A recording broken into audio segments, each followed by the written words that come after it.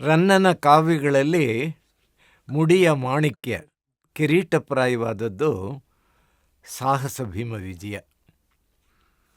ಅದಕ್ಕಿರೋ ಜನಪ್ರಿಯವಾದ ಹೆಸರು ಗದಾಯುದ್ಧ ಅಂತ. ಈ ಕಾವ್ಯ ಯುವಕರ ಮನಸ್ಸನ್ನು ಬಹುಬೇಗ ಸೆಳೆಯುವ ಕಾವ್ಯ. ಅದಕ್ಕೇನು ಕಾರಣ ಅಂದರೆ ಅದರಲ್ಲಿರುವ ಓಜೋಗುಣ, ಉತ್ಸಾಹ, ಹುರುಪು, ಹುಮ್ಮಸ್ಸು. ಅದನ್ನು ಓದ್ತಾ ಇದ್ದರೆ ಜೋಗದ ಜಲಪಾತದ ಹಾಗೆ ಭೋರ್ಗರೆದು ಧುಮ್ಮಿಕ್ಕುವ ಶೈಲಿ, ಆರ್ಭಟ. ಸಂಸ್ಕೃತ ಕನ್ನಡ ಇವುಗಳ ಮಿಶ್ರಣದ ಭಾಷೆ ಎಷ್ಟು ಹದವಾಗಿ ಸೇರಿ ಅದನ್ನು ಓದ್ತಾ ಇದ್ದರೆ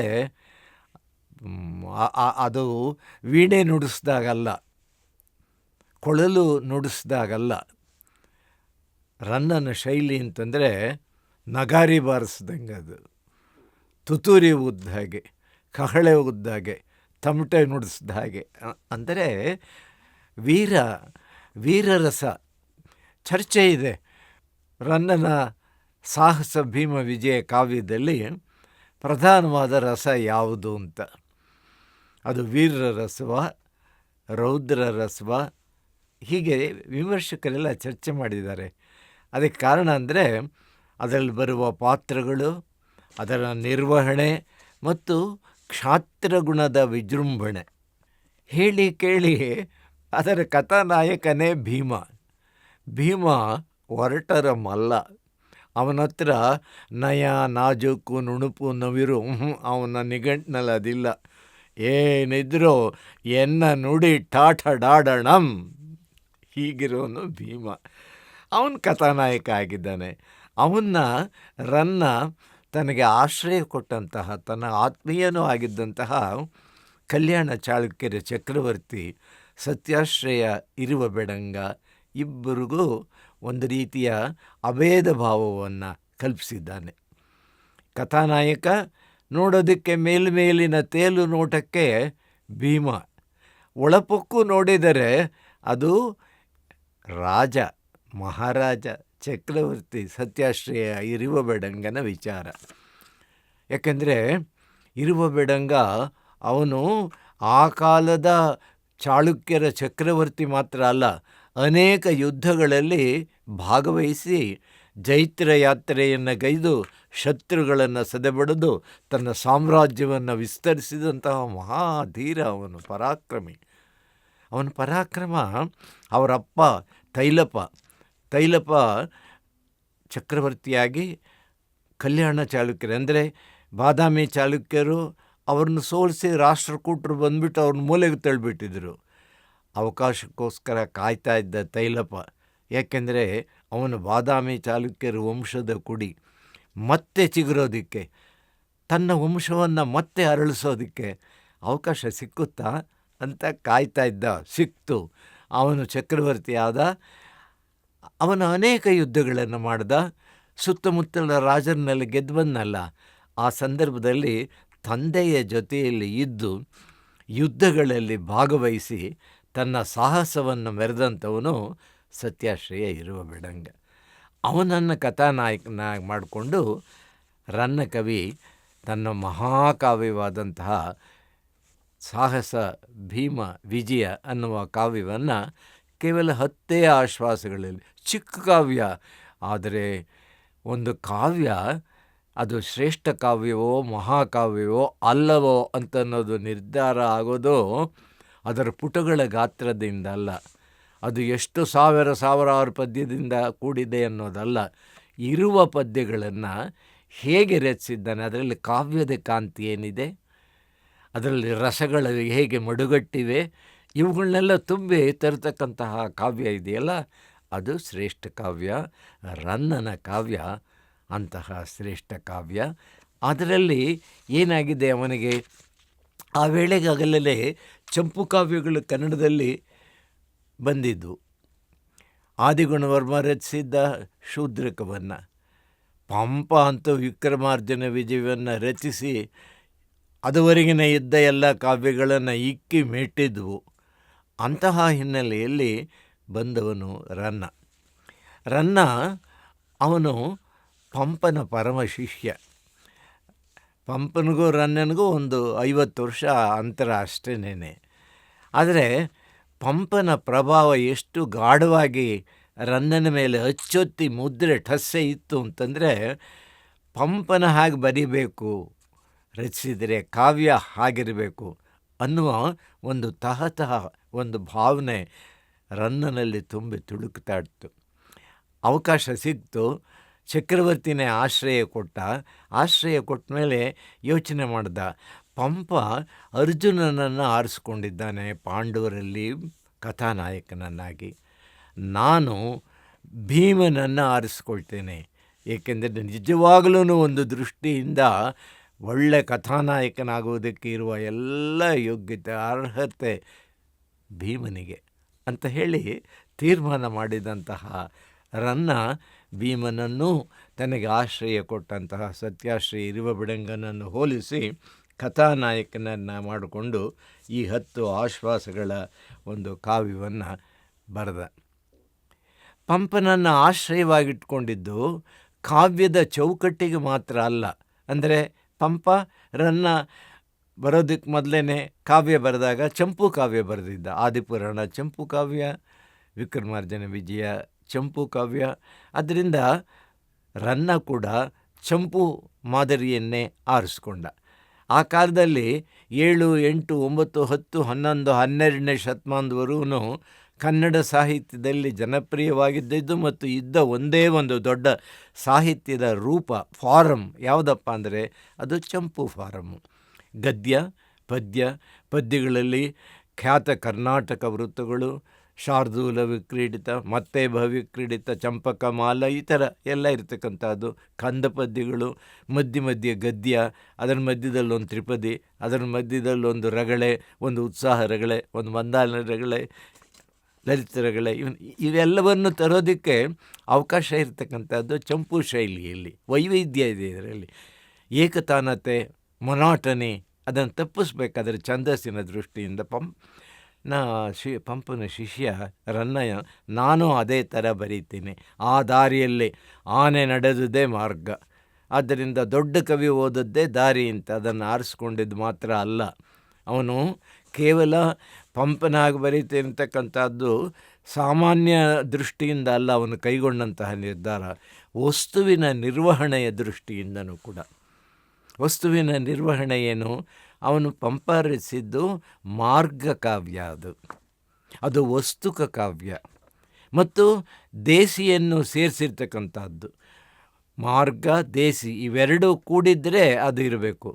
ಮಾರ್ಗ ಅಂದರೆ ಅವೆಲ್ಲ ಸಂಸ್ಕೃತದಿಂದ ಸಿದ್ಧವಾದಂಥ ವಸ್ತುವನ್ನು ಸ್ವೀಕರಿಸಿರ್ತಕ್ಕಂಥದ್ದು. ದೇಸಿ ಅಂದರೆ ಯಾವ ಭಾಷೆಯಲ್ಲಿ ಬರಿತಾ ಇದ್ದಾನೆಯೋ, ಯಾವ ಭಾಗದಲ್ಲಿ ನೆಲೆಸಿದ್ದಾನೆಯೋ ಆ ದೇಶದ ಆ ಭಾಗದ ಭಾಷೆ, ಆ ಜನರ ರೀತಿ ನೀತಿಗಳು, ಅವರ ಹಾಡು ಪಾಡು ವಿನೋದ ಇವುಗಳನ್ನೆಲ್ಲವನ್ನು ತರಬೇಕು. ಅದು ದೇಸಿ, ಅದು ವರ್ಣಕ. ಹೀಗೆ ವಸ್ತುಕ ವರ್ಣಕವನ್ನು ಮಾರ್ಗ ದೇಸಿಯನ್ನು ಸೇರಿಸಿ ರನ್ನನು ಕೂಡ ತನ್ನ ಕಾವ್ಯವನ್ನು ರಚಿಸಿದ್ದಾನೆ. ಜೊತೆಗೆ ಈ ಕಾವ್ಯದಲ್ಲಿ ಅವನು ಕಥಾನಾಯಕ ಭೀಮನನ್ನು ಮಾಡ್ಕೊಂಡ್ಮೇಲೆ ಈ ಭೀಮ ಇರಲಿ, ಪಾಂಡವರ ಕಥೆಯನ್ನು ಅರ್ಜುನ, ಧರ್ಮರಾಯ, ನಕುಲ, ಸಹದೇವ ಇವರೆಲ್ಲರ ಕಥೆಯನ್ನು ಆಗಲೇ ವಿಕ್ರಮಾರ್ಜುನ ವಿಜಯದಲ್ಲಿ ತಂದಿದ್ದಾನೆ. ಮೂಲ ವ್ಯಾಸಭಾರತದಲ್ಲಿ ಇದ್ದೇ ಇದೆ. ಹೀಗೆ ನಿರಂತರವಾಗಿ ಹರಿದು ಬಂದಂತಹ, ತನ್ನವರೆಗೂ ಇಳಿದು ಬಂದಂತಹ ಒಂದು ಕಥಾವಸ್ತುವನ್ನು ಅದಕ್ಕೊಂದು ಹೊಸ ತಿರುವು ಕೊಡಬೇಕಾದರೆ, ಹೊಸ ವಿನ್ಯಾಸ ಚೌಕಟ್ಟು ರೂಪ ಕಟ್ಟಬೇಕಾದರೆ ಏನು ಮಾಡಬೇಕು ಅಂತ ಯೋಚನೆ ಮಾಡಿದಂತಹ ಪ್ರತಿಭಾಶಾಲಿ ರನ್ನ. ಮಕ್ಕಿ ಹೇಳಿದ್ದೇ ಹೇಳೋದಲ್ಲ, ನಾನೊಂದು ಹೊಸ ಕಾವ್ಯವನ್ನು ರಚಿಸ್ತೇನೆ. ಅರೆ ಚಂಪು ಆಗಲೇ ಬರೆದಿದ್ದಾರೆ, ಹೌದು, ಚಂಪು ರೂಪವನ್ನೇ ಇಟ್ಕೊಳ್ತೇನೆ. ಮತ್ತು ನೀನು ಭೀಮನ ವಿಚಾರವನ್ನು ಆಗಲೇ ವಿಕ್ರಮಾರ್ಜುನ ವಿಜಯದಲ್ಲಿ ಹೇಳಿದ್ದಾನೆ. ಹೌದು, ನಾನು 18 ದಿವಸ ನಡೆದಂತಹ ಮಹಾಭಾರತದ ಯುದ್ಧ ಅಲ್ವಾ, 18 ದಿವಸದಲ್ಲಿ ನಾನು ಮೊದಲ 17 ದಿವಸದ ಕಥೆಯನ್ನಲ್ಲ, ಅದನ್ನು ನಾನು ಗೌಣ ಮಾಡ್ಕೊಳ್ತೀನಿ. 18ನೇ ದಿವಸದ ವಸ್ತು ಆರಿಸ್ಕೊಳ್ತೀನಿ. 18ನೇ ದಿವಸದಲ್ಲೂ ಕೂಡ ಅರ್ಧ ದಿವಸದ ಮಾತ್ರ ಆರಿಸ್ಕೊಳ್ತೀನಿ, ಮಧ್ಯಾಹ್ನದ ಮೇಲಿನಿದ್ದು. ಯಾವುದದು 18ನೇ ದಿವಸ ಕಡೇ ಭಾಗ ನಡೆದಿದ್ದು ಭೀಮ ಮತ್ತು ದುರ್ಯೋಧನರ ಗದಾಯುದ್ಧ. ಅದೇ ಕುರುಕ್ಷೇತ್ರದ ಕಡೆಯ ಘಟ್ಟ ಅದು, ಅಲ್ಲಿ ಮುಗೀತದು. ಅದರಿಂದ ನಾನು ಅದನ್ನು ಕಥಾವಸ್ತುವಾಗಿ ಇಟ್ಕೊಳ್ತೀನಿ. ಏನ್ರಿ ಅಷ್ಟಿದೆ, ಅರ್ಧ ದಿವಸದ ಕಥೆಯನ್ನು ನೀವು ರಚಿಸಿದರೆ ಅಂತಂದರೆ ಆಗಲ್ಲ. ನಂದೊಂದು ವಿಶಿಷ್ಟವಾದ ಕನ್ನಡಕ್ಕೆ ಒಂದು ದಾರಿಯನ್ನು ತೆರಿತೀನಿ, ಒಂದು ಮಾರ್ಗವನ್ನು ಮಾಡ್ತೀನಿ. ಅದೇನೆಂದರೆ ಸಿಂಹಾವಲೋಕನ ಕ್ರಮ. ಅರಣ್ಯದಲ್ಲಿ ಅವನು ಮೃಗರಾಜ, ಅರಣ್ಯದ ಅಧಿಪತಿ ಯಾರು? ಸಿಂಹ. ಆ ಮೃಗರಾಜ ಏನು ಮಾಡ್ತಾನೆ, ಯಾವುದಾದರೂ ಒಂದು ಎತ್ತರದ ಜಾಗದಲ್ಲಿ ದಿಣ್ಣೆ ಮೇಲೆ, ಗುಡ್ಡದ ಮೇಲೆ ನಿಂತ್ಕೊಂಡು ಒಂದು ಸಾರಿ ಹಿಂತಿರುಗಿ ನೋಡ್ತಾನೆ. ಅವನು ಸಿಂಹ ಹಿಂತಿರುಗಿ ನೋಡ್ತಕ್ಕಂಥದ್ದು ಸಿಂಹಾವಲೋಕನ ಕ್ರಮ. ಏನು ನೋಡ್ತಾನೆ ಅವನು ಹಿಂತಿರುಗಿ? ನಾನು ಏನಾದರೂ ಬಿಟ್ಟು ಬಂದಿದ್ದೀನಾ? ನನ್ನಿಂದ, ನನ್ನ ದೃಷ್ಟಿಯಿಂದ ಯಾರಾದರೂ ಪ್ರಾಣಿ ತಪ್ಪಿಸ್ಕೊಂಡಿದ್ದೀರಾ ಅಂತ ಹೇಳಿ ಒಂದು ಪರಾಕ್ರಮದ ದೃಷ್ಟಿಯಿಂದ ಹಿಂತಿರುಗಿ ನೋಡ್ತಾನೆ. ನಾನು ಹಾಗೆ ಈ ಕಾವ್ಯವಸ್ತು ಅರ್ಧ ದಿವಸದ್ದಾದ್ರೂ ಕೂಡ ಹಿಂತಿರುಗಿ ನೋಡಿ ಇಡೀ ಮಹಾಭಾರತದ ಕತೆ ಬರಬೇಕು. ಎಲ್ಲ ತರ್ತೀನಿ ಆ ಕಥೆಯನ್ನು. ಈ ಅರ್ಧ ದಿವಸದ ಕತೆಗೆ ಹೆಚ್ಚು ಪ್ರಾಧಾನ್ಯ ಇದ್ದರೂ ಕೂಡ ಆಗಾಗ ಇದರಲ್ಲಿ ಬರುವ ಪಾತ್ರಗಳ ಮೂಲಕ ಅವರ ಬಾಯಿನಲ್ಲಿ ಹೇಳಿಸ್ತೇನೆ. ಈ ಘಟನೆಯನ್ನು ಅದಕ್ಕೆ ಒಂದು ಹಿಂತಿರುಗಿ ನೋಡುವ ರೀತಿಯ ಫ್ಲ್ಯಾಶ್ ಬ್ಯಾಕ್ ಸಿಸ್ಟಮ್ ಅಂತ ಇಂಗ್ಲೀಷ್ನಲ್ಲಿ ಈಗೇನು ನಾವು ಕರಿತೀವಿ, ಆ ಥರ ಮಾಡಿ ನಾನು ನೋಡ್ತೇನೆ ಅಂತನ್ನುವ ಒಂದು ನಿರ್ಧಾರದಿಂದ ರನ್ನ ಈ ಕಾವ್ಯವನ್ನು ರಚಿಸಿದ್ದಾನೆ. ಮತ್ತು ಪಂಪ ಭಾರತದಲ್ಲಿ ಅದು ಇರೋದು 14 ಆಶ್ವಾಸಗಳು. ಪಂಪ ಆದಿಪುರಾಣದಲ್ಲಿ 16 ಆಶ್ವಾಸ ಇದೆ, ಆದರೆ ವಿಕ್ರಮಾರ್ಜುನ ವಿಜಯದಲ್ಲಿ 14 ಆಶ್ವಾಸ ಇದೆ. ಅದರಲ್ಲಿ ಮಹಾಭಾರತದ ಕರೆ ಕಾಲಘಟ್ಟ ಬರತಕ್ಕಂಥದ್ದು 13-14ನೇ ಆಶ್ವಾಸದಲ್ಲಿ. ರನ್ನ ಏನು ಮಾಡಿದ, 13ನೇ ಆಶ್ವಾಸದಲ್ಲಿ ಬರುವ ಭೀಮನ ಪರಾಕ್ರಮ, ದುರ್ಯೋಧನ ಜೊತೆಯಲ್ಲಿ ಅವರಿಬ್ಬರು ಯುದ್ಧ ಮಾಡ್ತಕ್ಕಂಥದ್ದು, ಅವರ ಗದೆಗಳು ಘಟ್ಟಿಸೋದು, ಕಾರುವ ರೀತಿಯಲ್ಲಿ ತೊಡೆ ತಟ್ಟಿಕೊಂಡು ವೀರಾವೇಶದಿಂದ ಅವರ ಯುದ್ಧ ಮಾಡಿದ್ರಲ್ಲ, ಅದನ್ನು 13ನೇ ಆಶ್ವಾಸದ ಕೆಲವು ಪದ್ಯಗಳನ್ನು ಎತ್ತುಕೊಂಡು ದೊಡ್ಡ ಕಾವ್ಯವಾಗಿ ವಿಸ್ತರಿಸಿದ. ವಸ್ತು ನೋಡಿದರೆ ಅವನು ತೆಗೆದುಕೊಂಡಿದ್ದು ಅಲ್ಪ ಅನ್ನಬಹುದು, ಆದರೆ ಅಲ್ಪವನ್ನು ತೆಗೆದುಕೊಂಡು ಕಲ್ಪವನ್ನು ಮಾಡಿದಂತಹ ಮಹಾಕವಿ ರನ್ನ. ಅದರಲ್ಲಿ ಅವನ ಸೃಜನ ಸಾಮರ್ಥ್ಯ, ಸೃಷ್ಟಿ ಶಕ್ತಿ, ಕ್ರಿಯೇಟಿವಿಟಿ ಎದ್ದು ಕಾಣುತ್ತೆ. ಅದನ್ನು ಹೇಗೆ ಅಂತಂದರೆ, ಪಂಪನ ಮಾದರಿಯನ್ನೇ ಆಲೋಚನೆ ಮಾಡ್ತಾ ಹೆಜ್ಜೆ ಹೆಜ್ಜೆಗೆ ಹೋಗ್ತಾನೆ. ಪಂಪ ಅರ್ಜುನನನ್ನು ಆರಿಸ್ಕೊಂಡ್ರೂ ಅಲ್ಲಿ ಅವನು ಪಟ್ಟಾಭಿಷೇಕ ಆಗುವಾಗ ಅದುವರೆಗೂ ಜೊತೆಯಲ್ಲಿದ್ದಂತಹ ದ್ರೌಪದಿನ ಬಿಟ್ಬಿಟ್ಟು ಸುಭದ್ರೆಯನ್ನು ಪಕ್ಕದಲ್ಲಿ ಕೂಡಿಸ್ಕೊಂಡು ಪಟ್ಟಾಭಿಷಿಕ್ತನಾದ. ರನ್ನ ಯೋಚನೆ ಮಾಡ್ದ, ನನಗೆ ಈಗೊಂದು ಅವಕಾಶ ಕೊಟ್ಟಿದ್ದಾನೆ ಪಂಪ ಬಿಟ್ಟಿರೋದು, ನಾನು ಭೀಮ ಮತ್ತು ದ್ರೌಪದಿ ಇವರಿಗೆ ಪಟ್ಟ ಕಟ್ಟುವ ಹಾಗೆ ಈ ಕಾವ್ಯವನ್ನು ನಾನು ವಿಸ್ತರಿಸ್ತೇನೆ ಅಂತ ಒಂದು ಬಹಳ ಮುಖ್ಯವಾದಂತಹ ನಿರ್ಧಾರವನ್ನು ಕೈಗೊಂಡ. ಯಾಕೆ ಮುಖ್ಯವಾದ ನಿರ್ಧಾರ ಅಂದರೆ, ಪಂಪನಿಗೆ ಕೆಲವು ಕಷ್ಟಗಳಿದ್ವು. ಅರ್ಜುನ ಮತ್ತು ದ್ರೌಪದಿಯನ್ನು ಆರಿಸಿಕೊಂಡಾಗ ಭೀಮನು ಇರುವ ಏಕಾಂತದ ಕೀಚಕವಧೆಯ ಪ್ರಕರಣದಲ್ಲಿ ದ್ರೌಪದಿ ಹೋಗಿ ಮಾತಾಡಿ ಅವರ ಜೊತೆಯಲ್ಲಿ ಒಂದಿದ್ದಾಗ, ಅಯ್ಯೋ ಇದು ಸುಭದ್ರೆಯನ್ನು ಮುಂದೆ ಇವನು ಪಟ್ಟಾಭಿಷೇಕ ಕಟ್ತಕ್ಕಂಥದ್ದು. ಆಮೇಲೆ ಅರ್ಜುನನನ್ನು ಕಥಾನಾಯಕನನ್ನು ಮಾಡಿಕೊಂಡಿದ್ದಾನೆ. ದ್ರೌಪದಿ ಹೋಗಿ ಇಲ್ಲಿ ಭೀಮನ ಜೊತೆಯಲ್ಲಿ ಈ ಥರ ಸರಸವಾಗಿ ಮಾತನಾಡ್ತಾ ಇದ್ದಾರೆ. ಮತ್ತು ಯುದ್ಧ ಎಲ್ಲ ಮುಗಿದ ಮೇಲೆ ಅವಳು ವೇಣಿ ಸಂಹಾರ ಆಗೋ ಸಂದರ್ಭದಲ್ಲಿ ದ್ರೌಪದಿಯನ್ನು ರಣರಂಗಕ್ಕೆ ಕರೆಸ್ಕೊಂಡು ಅವಳ ಮುಡಿಯನ್ನು ಬಿಚ್ಚಿ ರಕ್ತದಿಂದ ನೇವರಿಸಿ ಜಡೆ ಕಟ್ತಾನವನು. ಆದ್ದರಿಂದ ಅದು ಸರಿಯೇ ಅಂತ ವಿಮರ್ಶಕರಿಗೊಂದು ಪ್ರಶ್ನೆ ಇತ್ತು. ರನ್ನ ತೀರ್ಮಾನ ಮಾಡಿದ, ತನ್ನ ಕಾವ್ಯದಲ್ಲಿ ಈ ಸಮಸ್ಯೆಗಳು ಬರದ ಹಾಗೆ ದ್ರೌಪದಿ ಮತ್ತು ಭೀಮ ಇವರ ಪ್ರಸಂಗವನ್ನು ವಿಸ್ತರಿಸಿಕೊಂಡು ತನ್ನ ಕಾವ್ಯವನ್ನು ಬೆಳೆಸ್ತಾನವನು. ಹೀಗೆ ಬೆಳೆಸುವಾಗ ಅವನು ಸಿಂಹಾವಲೋಕನ ಕ್ರಮದಿಂದ ಮಾಡಿದ ಈ ಕಾವ್ಯದಲ್ಲಿ, ಸಾಹಸ ಭೀಮ ವಿಜಯ ಕಾವ್ಯದಲ್ಲಿ ಮುಖ್ಯವಾದ ಘಟ್ಟಗಳನ್ನು ವಿಂಗಡಿಸ್ಕೊಂಡು ಹೇಳೋದಾದರೆ, ಇಡೀ ಕಾವ್ಯ ದೊಡ್ಡದು. ಆ ದೊಡ್ಡ ಕಥೆಯಲ್ಲಿ ಮುಖ್ಯವಾದಂತಹ ಘಟ್ಟಗಳು ಯಾವಾಗಲೂ ಕೆಲವು ಶಿಖರಪ್ರಾಯವಾದಂಥ ಘಟ್ಟಗಳು ಇರ್ತದೆ. ಅದರಲ್ಲಿ ಯಾವ್ಯಾವುದು ಅಂತಂದರೆ, ಇದರಲ್ಲಿ ರಣರಂಗದ ವರ್ಣನೆ, ರನ್ನನ ಸಾಹಸ ಭೀಮ ವಿಜಯದಲ್ಲಿ, ವಿಕ್ರಮಾರ್ಜುನ ವಿಜಯದಲ್ಲೂ ಇದೆ. ಆದರೆ ರಣರಂಗದ ವರ್ಣನೆ ಬಹಳ ತೀವ್ರವಾಗಿ ಮತ್ತು ವಸ್ತುವಿನ ಐಕ್ಯದ ದೃಷ್ಟಿಯಿಂದ, ಔಚಿತ್ಯದ ದೃಷ್ಟಿಯಿಂದ ಚೆನ್ನಾಗಿ ಬಂದಿರತಕ್ಕಂಥದ್ದು ರನ್ನನ ಸಾಹಸ ಭೀಮ ವಿಜಯದಲ್ಲಿ. ಆದ್ದರಿಂದ ಆ ರಣರಂಗದಲ್ಲಿ 18ನೇ ದಿವಸ ತಾನೇ ಅಲ್ಲಿ ದುರ್ಯೋಧನ ಆ ರಣರಂಗದಲ್ಲಿ ನಡ್ಕೊಂಡು ಹೋಗ್ತಕ್ಕಂಥದ್ದು. ಆ ಹೆಣೆಗಳೆಲ್ಲ ಬಿದ್ದಿರೋ ರಾಶಿ, ಆನೆಗಳು ಬಿದ್ದಿವೆ, ಕುದುರೆಗಳು ಬಿದ್ದಿವೆ, ತಲೆ ಇಲ್ಲದ, ರುಂಡ ಇಲ್ಲದೆ ಇರೋದು, ಮುಂಡ ಇಲ್ಲದೆ ಇರೋದು, ಇಂತಹ ಹೆಣೆಗಳೆಲ್ಲ ಬಿದ್ದಿವೆ. ಅದನ್ನೆಲ್ಲ ದಾಟ್ಕೊಂಡು ಸಂಜಯನ ಜೊತೆಯಲ್ಲಿ ಬರ್ತಕ್ಕಂತಹ ವರ್ಣನೆಗೆ ನಾಟಕೀಯತೆ ತರ್ತಾನೆ. ರಣರಂಗದ ವರ್ಣನೆ ಮತ್ತು ನಾಟಕೀಯತೆ, ರನ್ನನ ಕಾವ್ಯದಲ್ಲಿ ಎದ್ದು ಕಾಣುವ ಕಾವ್ಯ ಗುಣಗಳಲ್ಲಿ ಈ ನಾಟಕೀಯತೆಯು ಕೂಡ ಬಹಳ ಪ್ರಮುಖವಾದದ್ದು. ಮತ್ತು ದುರ್ಯೋಧನ ಬರ್ತಾ ಇರುವ ಸಂದರ್ಭದಲ್ಲಿ ಅವನು ಕಾಣುವ ಶವಗಳಲ್ಲಿ ಒಂದೊಂದು ಪ್ರಮುಖವಾದ ಶವಗಳು ನೋಡ್ತಾನೆ. ಅವನ ಗುರುಗಳು ದ್ರೋಣ, ವಿದ್ಯೆ ಹೇಳಿಕೊಟ್ಟವರು ಗುರು ಆಚಾರ್ಯ ದ್ರೋಣರ ಶವ ಅಲ್ಲಿ ಬಿದ್ದಿರುತ್ತೆ. ಅದು ನೋಡ್ಕೊಂಡು ದುಃಖಿದೆ. ಅದಕ್ಕೆಲ್ಲಕ್ಕಿಂತ ಮುಖ್ಯವಾಗಿ ತನ್ನ ಮಗನ ಶವ ಅಲ್ಲಿ ಬಿದ್ದಿರುತ್ತೆ. ಇನ್ನು ಮುಂದೆ ಬಂದರೆ ತಮ್ಮನ ಶವ ಬಿದ್ದಿರುತ್ತೆ. ಇನ್ನು ಮುಂದೆ ಬಂದರೆ ಕರ್ಣನ ಇದ್ದಿರುತ್ತಾನೆ. ಸೊ ಈ ಭಾಗಗಳನ್ನು ಅವನು ಹೇಗೆ ವಿಸ್ತರಿಸ್ತಾನೆ ಅನ್ನತಕ್ಕಂಥದ್ರಲ್ಲೇ ನಾವು ರನ್ನನ ಶೈಲಿ ಮತ್ತು ಕಾವ್ಯದ ಮಹತ್ವವನ್ನು ನಾವು ಚೆನ್ನಾಗಿ ರಸಿಕರು ಆಸ್ವಾದಿಸ್ಬೋದು ಮತ್ತು ಮನಗಾಣಬಹುದು. ಆಮೇಲೆ ಆ ಶವಗಳಲ್ಲಿ ಅಭಿಮನ್ಯುವನ ಶವವನ್ನು ಕಂಡು ಪರಮಶತ್ರುವಾದಂಥ ಅರ್ಜುನನ ಮಗ ಅಭಿಮನ್ಯು ಅಲ್ಲಿ ಇರ್ತಕ್ಕಂಥದ್ದು, ಅದನ್ನು ಕಂಡು ವೀರಾದಿವೀರನಾದಂತಹ ದುರ್ಯೋಧನನ ಪ್ರತಿಕ್ರಿಯೆ ಏನು, ಅವನ ಅಂತಃಕರಣ ಹೇಗೆ ಕಲಗಿತು. ಅವನು ಮಕ್ಕಳು ಕಳ್ಕೊಂಡವನು, ತಮ್ಮಂದನ್ನು ಕಳ್ಕೊಂಡವನು, ಎಲ್ಲ ಕಳ್ಕೊಂಡವನು. ಅದರಿಂದ ಮಗನನ್ನು ಕಳ್ಕೊಂಡಂತಹ ಅರ್ಜುನನ ಮಗ ಅಭಿಮನ್ಯುವನ್ನು ನೋಡಿದಾಗ ಅವನ ಪ್ರತಿಕ್ರಿಯೆ ಏನು, ನಮಗೆ ಕುತೂಹಲ ಆಗತ್ತಲ್ವ. ಅದನ್ನು ಅದ್ಭುತವಾಗಿ ವರ್ಣಿಸಿದ್ದಾನೆ. ಆಮೇಲೆ ಕಡೆಯ ಘಟ್ಟದಲ್ಲಿ ವೇಣಿ ಸಂಹಾರ ಮತ್ತು ಪಟ್ಟಾಭಿಷೇಕ. ಇದು ಕಥೆಯ ಚೌಕಟ್ಟು.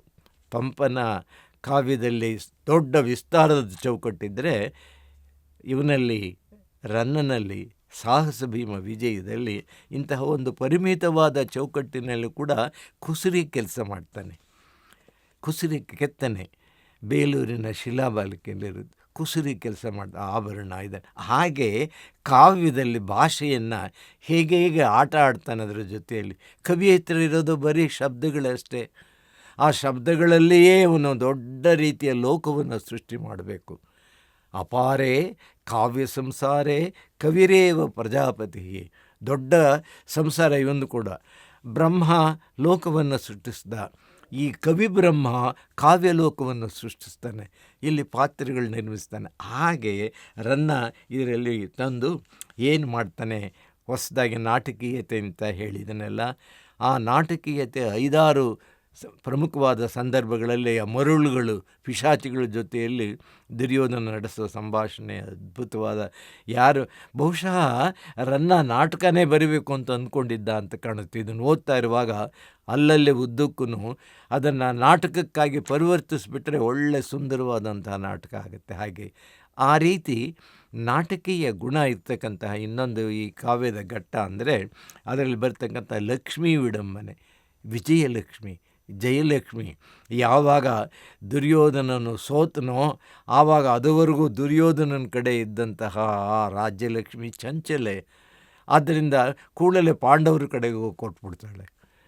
ಅಶ್ವತ್ಥಾಮ ದ್ರೋಣನ ಮಗ ಬಂದು ಆಕೆ ನಿಲ್ಲಿಸಿ ಕೋಪದಿಂದ ಅವಳಿಗೆ ಹೇಳಿ, ನೀನು ಇಲ್ಲಿರು ಅಂತ ಹೇಳಿ, ನಾನು ಬರೋವರೆಗೂ ಮತ್ತೆ ಈ ವಿಜಯವನ್ನು ನಾನು ದೊರಕಿಸ್ಕೊಡ್ತೀನಿ ನಮ್ಮ ದುರ್ಯೋಧನನಿಗೆ ಅಂತ ಹೇಳೋಗಿ ಅವಳ ಜೊತೆಯಲ್ಲಿ ಮಾತಾಡ್ತಾನೆ.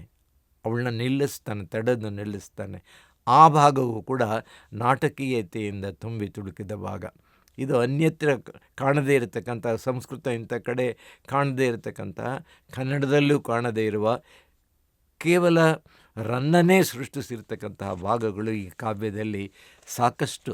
ಅದು ಅನ್ಯ ಭಾಗಗಳಲ್ಲಿ ಕಾಣದೆ ಕೇವಲ ಇವನಲ್ಲೇ ಕಾಣುವ ರನ್ನನ ಟಹರು ಟಸ್ಸೆ ಮೊಹರು ಇರತಕ್ಕಂತಹ ಕಾವ್ಯ ಭಾಗವನ್ನು ನಾವು ಇದರಲ್ಲಿ ಕಾಣ್ಬೋದು. ಹೀಗೆ ಈ ಯುದ್ಧ ಭೂಮಿಯಲ್ಲಿ ನಡೆದು ಬರತಕ್ಕಂತಹ ದುರ್ಯೋಧನನ ಪ್ರಸಂಗದಿಂದ ಕಾವ್ಯ, ಅವನ ಜೊತೆಯಲ್ಲಿ ಸಂಜಯ ಇರ್ತಾನೆ.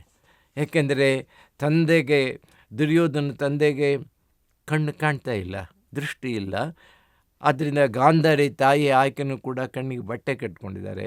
ಆದರೆ ತಂದೆ ಹೇಳಿದ ಧೃತರಾಷ್ಟ್ರಪ್ಪ, ಯುದ್ಧದಲ್ಲಿ ಪ್ರತಿ ದಿವಸ ಏನೇನಾಯಿತು, ನನ್ನ ಮಗನ ಸಾಹಸಗಳು ಏನೇನಾದವು ಅದನ್ನೆಲ್ಲ ನೀನು ಹೇಳಬೇಕು ಅಂತ ಒಂದು ರೀತಿಯ ವೀಕ್ಷಕ ವಿವರಣೆಯನ್ನು ಕೊಡುವ ಕೆಲಸವನ್ನು ಸಂಜಯ ನಿರ್ವಹಿಸ್ತಾ ಇರ್ತಾನಲ್ಲ.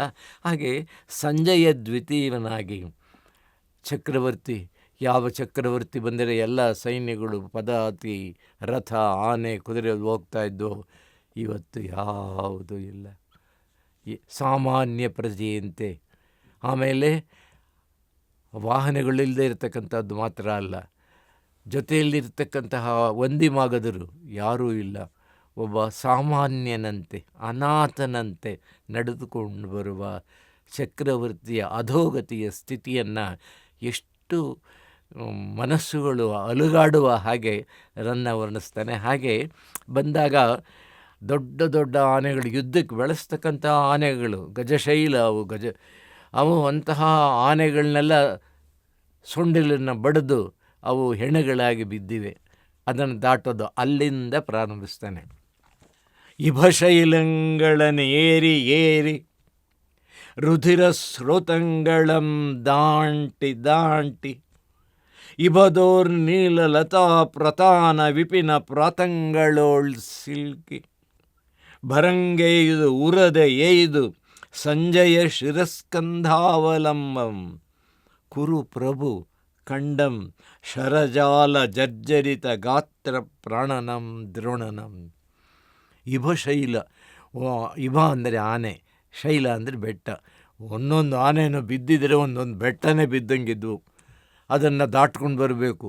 ಇಭಶೈಲಗಳನ್ನು ಏರಿ ಏರಿ ಅದನ್ನು ಹತ್ತಿ ಹತ್ತಿ ಇಳಿದು ಇಳಿದು, ಆ ಭಾಷೆಯನ್ನು ಹೇಗೆ ಹೇಳ್ತಾರೆ ಅಂದರೆ ನಮಗೇನೆ ಓದ್ತಾ ಇರುವಾಗ, ಓಹೋ ಇವಾಗ ಹತ್ತಾ ಇದ್ದಾನೆ, ಆಹಾ ಇವಾಗ ಇಳಿತಾ ಇದ್ದಾನೆ ಅಂತ ಓದುಗನಿಗೆ, ರಸಿಕನಿಗೆ, ಸಹೃದಯನಿಗೆ ಅನುಭವ ಆಗಬೇಕು.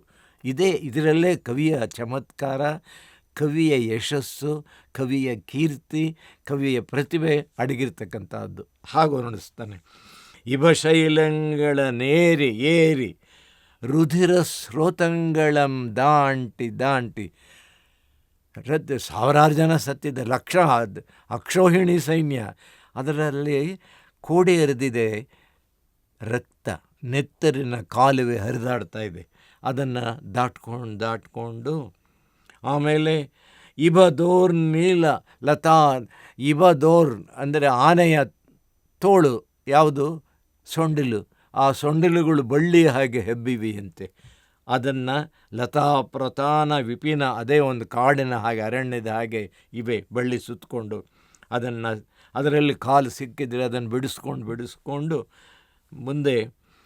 ಇದು ಬಹಳ ಮುಖ್ಯವಾದ ಇನ್ನೊಂದು ಮಾತು. ಅವನ ಸ್ಥಿತಿ ಎಂಥದ್ದು ಬಂದಿದೆ ಅಂದರೆ ಸಂಜಯ ಶಿರಸ್ಕಂದಾವಲಂಬಂ. ಕೈ ನಡೆಯೋಕ್ಕಾಗ್ತಾಯಿಲ್ಲ, ಸುಸ್ತಾಗಿದ್ದಾನೆ. ಒಳಗಡೆ ದುಃಖ, ಹೊರಗಡೆ ತನ್ನವರನ್ನೆಲ್ಲ ಕಳ್ಕೊಂಡಿರ್ತಕ್ಕಂಥ ನೋವು. ಒಂದೇ ಸಮ 17 ದಿವಸ ಯುದ್ಧ ಬೇರೆ ಎಲ್ಲ ನಡೆದು ಅವನು ಜೀವಶ್ರವ ಅಂತಾರೆ ಒಂದು ಮಾತು. ಬದುಕಿದ್ದಾನೆ ಆದರೆ ಶವ ಅವನು. ಹಾಗೆ ಆಗಿರ್ತಕ್ಕಂಥವನು ಇನ್ನೊಂದು ಪರಾವಲಂಬಿಯಾಗಿದ್ದಾನೆ. ತಾನೇ ಸ್ವಂತ ನಡೆಯೋಕ್ಕಾಗ್ತಾ ಇಲ್ಲ. ಇದನ್ನೆಲ್ಲ ಆನೆ ಮೇಲೆ ಹತ್ತಿ ಇಳಿದು ಬೇರೆ ಇನ್ನೂ ಸುಸ್ತಾಗಿದ್ದಾನೆ. ಆದ್ದರಿಂದ ಜೊತೆಯಲ್ಲಿದ್ದಂಥ ಸಂಜಯನ ಹೆಗಲ ಮೇಲೆ ಕೈ ಹಾಕ್ಕೊಂಡು ಅವನ ಸಹಾಯದಿಂದ ನಡ್ಕೊಂಡು ಬರ್ತಾ ಇದ್ದಾನಂತೆ. ಒಬ್ಬ ಚಕ್ರವರ್ತಿಗೆ ಎಂತಹ ಸ್ಥಿತಿ ಬಂತು ಅನ್ನೋ ಒಂದು ಚಿತ್ರವನ್ನು ಕೊಡ್ತಾನೆ ರನ್ನ. ಈ ಕಾವ್ಯದ ರಸ ವೀರರಸವೋ, ರೌದ್ರ ರಸವೋ, ಕರುಣ ರಸವೋ, ಬೀಭತ್ಸ ರಸವೋ ಯಾವುದು ಅಂತ ಚರ್ಚೆ ಬರೋದಕ್ಕೆ ಕಾರಣ ಯಾಕೆ ಅಂತಂದರೆ, ಅಂತಹ ಸನ್ನಿವೇಶಗಳನ್ನು ಸೃಷ್ಟಿಸಿ ಒಂದು ಸನ್ನಿವೇಶ ನೋಡಿದರೆ ಓಹೋ ಇದರಲ್ಲಿರೋದು ವೀರರಸ ಅನ್ನಿಸ್ಬೇಕು. ಇನ್ನೊಂದು ಸರಿ ನೋಡಿದರೆ ಅಳೋ ಹಾಗೆ ಮಾಡ್ತಾನೆ. ಇದರಲ್ಲಿ ಈ ಕಾವ್ಯದಲ್ಲಿರೋ ಕರುಣರಸ ಅನ್ಬೇಕು. ಅಷ್ಟರ ಮಟ್ಟಿಗೆ ಎಲ್ಲ ರಸಗಳು ಸೇರುವ ಹಾಗೆ ರಸಾಯನ ಸರಿಯಾದಂತಹ ಉದ್ಯೋಗ ಪರ್ವ ಬರೆದ ಪ್ರತಿಪರ್ವ ರಸೋದಯ ಅಂತ ಕುಮಾರವ್ಯಾಸ ವರ್ಣಿಸ್ತಾನಲ್ಲ, ಹಾಗೆ ರನ್ನನು ಎಲ್ಲ ಪದ್ಯಗಳಲ್ಲಿಯೂ ಭಾವಕ್ಕೆ ತಕ್ಕ ಹಾಗೆ ಭಾಷೆಯನ್ನು ಬಳಸುತ್ತಾ ಆಯಾಯ ಭಾವ ಓದುಗರಿಗೆ ಅನುಭವ ಆಗೋ ಹಾಗೆ ರಚಿಸಿದ್ದಾನೆ. ನೋಡಿ, ವೀರರಸ ಇದನ್ನು ಓದ್ತಾ ಇದ್ದರೆ ಮುದುಕನಿಗೂ ನನ್ನಂಥವನಿಗೂ ಕೂಡ ಎದ್ದು ನಿಂತ್ಕೋಬೇಕು, ಸ್ವಲ್ಪ ಹಿಂಗೆ ಕೂತ್ಕೊಳ್ಬೇಕು, ವೀರರಸವನ್ನು ಅನುಭವಿಸ್ಬೇಕು ಅನ್ನೋ ಹಾಗೆ ಹುರುಪು ಬರೋ ಹಾಗೆ ವರ್ಣಿಸಿದ್ದಾನೆ ನೋಡಿ. ಕುರುಭೂ ಬೃದ್ಬಲ ತೂಲಕಾಲ ಪವನಂ ಕೌರವ್ಯ ಗಂಧೇಭ ಕೇಸರಿ ದುಃಶಾಸನಾರಕ್ತ ರಕ್ತವದನಂ ದುರ್ಯೋಧನೂರು ಕ್ಷಮಾಧರ ವಜ್ರಂ ಕುರುರಾಜ ರತ್ನ ಮಕುಟೋತ್ಕೂಟಾಂಗ್ರಿ ಸಂಘಟ್ಟ ಸಂಗರನ್ ಎಂದೆನ್ ಅಭಿವರ್ಣಿಪೆಂ ರಣಯಶ ಶ್ರೀರಾಮನಂ ಭೀಮನಂ. ಭೀಮ ಅವನು ಬರ್ತಾ ಇದ್ದರೆ ಹೇಗಿತ್ತು ಅಂತಂದರೆ, ಕುರುಭೂ ಬೃದ್ಬಲ ತೂಲ ಕಾಲ, ಕುರುಬುಗಳ ಆ ಬೆಟ್ಟ ಅದೆಲ್ಲ ಇದೆಯಲ್ಲ, ಬೆಟ್ಟ ಗಟ್ಟಿಯಾಗಿ ನಿಲ್ಲಬೇಕು. ಆದರೆ ಭೀಮ ಬಂದರೆ ಅವನು ಬರುವ ರಭಸಕ್ಕೆ ಗಾಳಿ ಬಂದು ಗಾಳಿಗೆ ಹತ್ತಿ ಹೇಗೆ ಮೇಲೆ ಎಲ್ಲ ಹಾರಾಡೋಗುತ್ತೋ ಹಾಗೆ ಕುರು ಸೈನ್ಯವೆಲ್ಲ ಭೀಮನ ಗಾಳಿಗೆ ಹಾರಾಡ್ತಾ ಇತ್ತಂತೆ. ಕುರುಭೂ ಬೃದ್ಬಲ ಅಂದರೆ ಸೇನೆ, ಅದು ತೂಲ ಕಾಲ ಪವನಂ, ಅದು ಗಾಳಿ ಬೀಸಿದಂತಹ ಸಂದರ್ಭದಲ್ಲಿ ಹತ್ತಿ ಹಾರುವ ಹಾಗೆ. ಕೌರವ್ಯ ಗಂಧೇಭ ಕೇಸರಿ, ಕುರುವಂಶದ ಮಹಾಗಜ ಗಂಧೇಭ ಅಂದರೆ ಮದಾಂಧ ಇಭ ಸೈನ್ಯ ಅಂದರೆ ಮದಿಸಿದ ಆನೆ, ಮದಿಸಿದ ಪಟ್ಟದ ಆನೆ, ಹಾಗೆ ಅವನು ಬಂದದ್ದನು.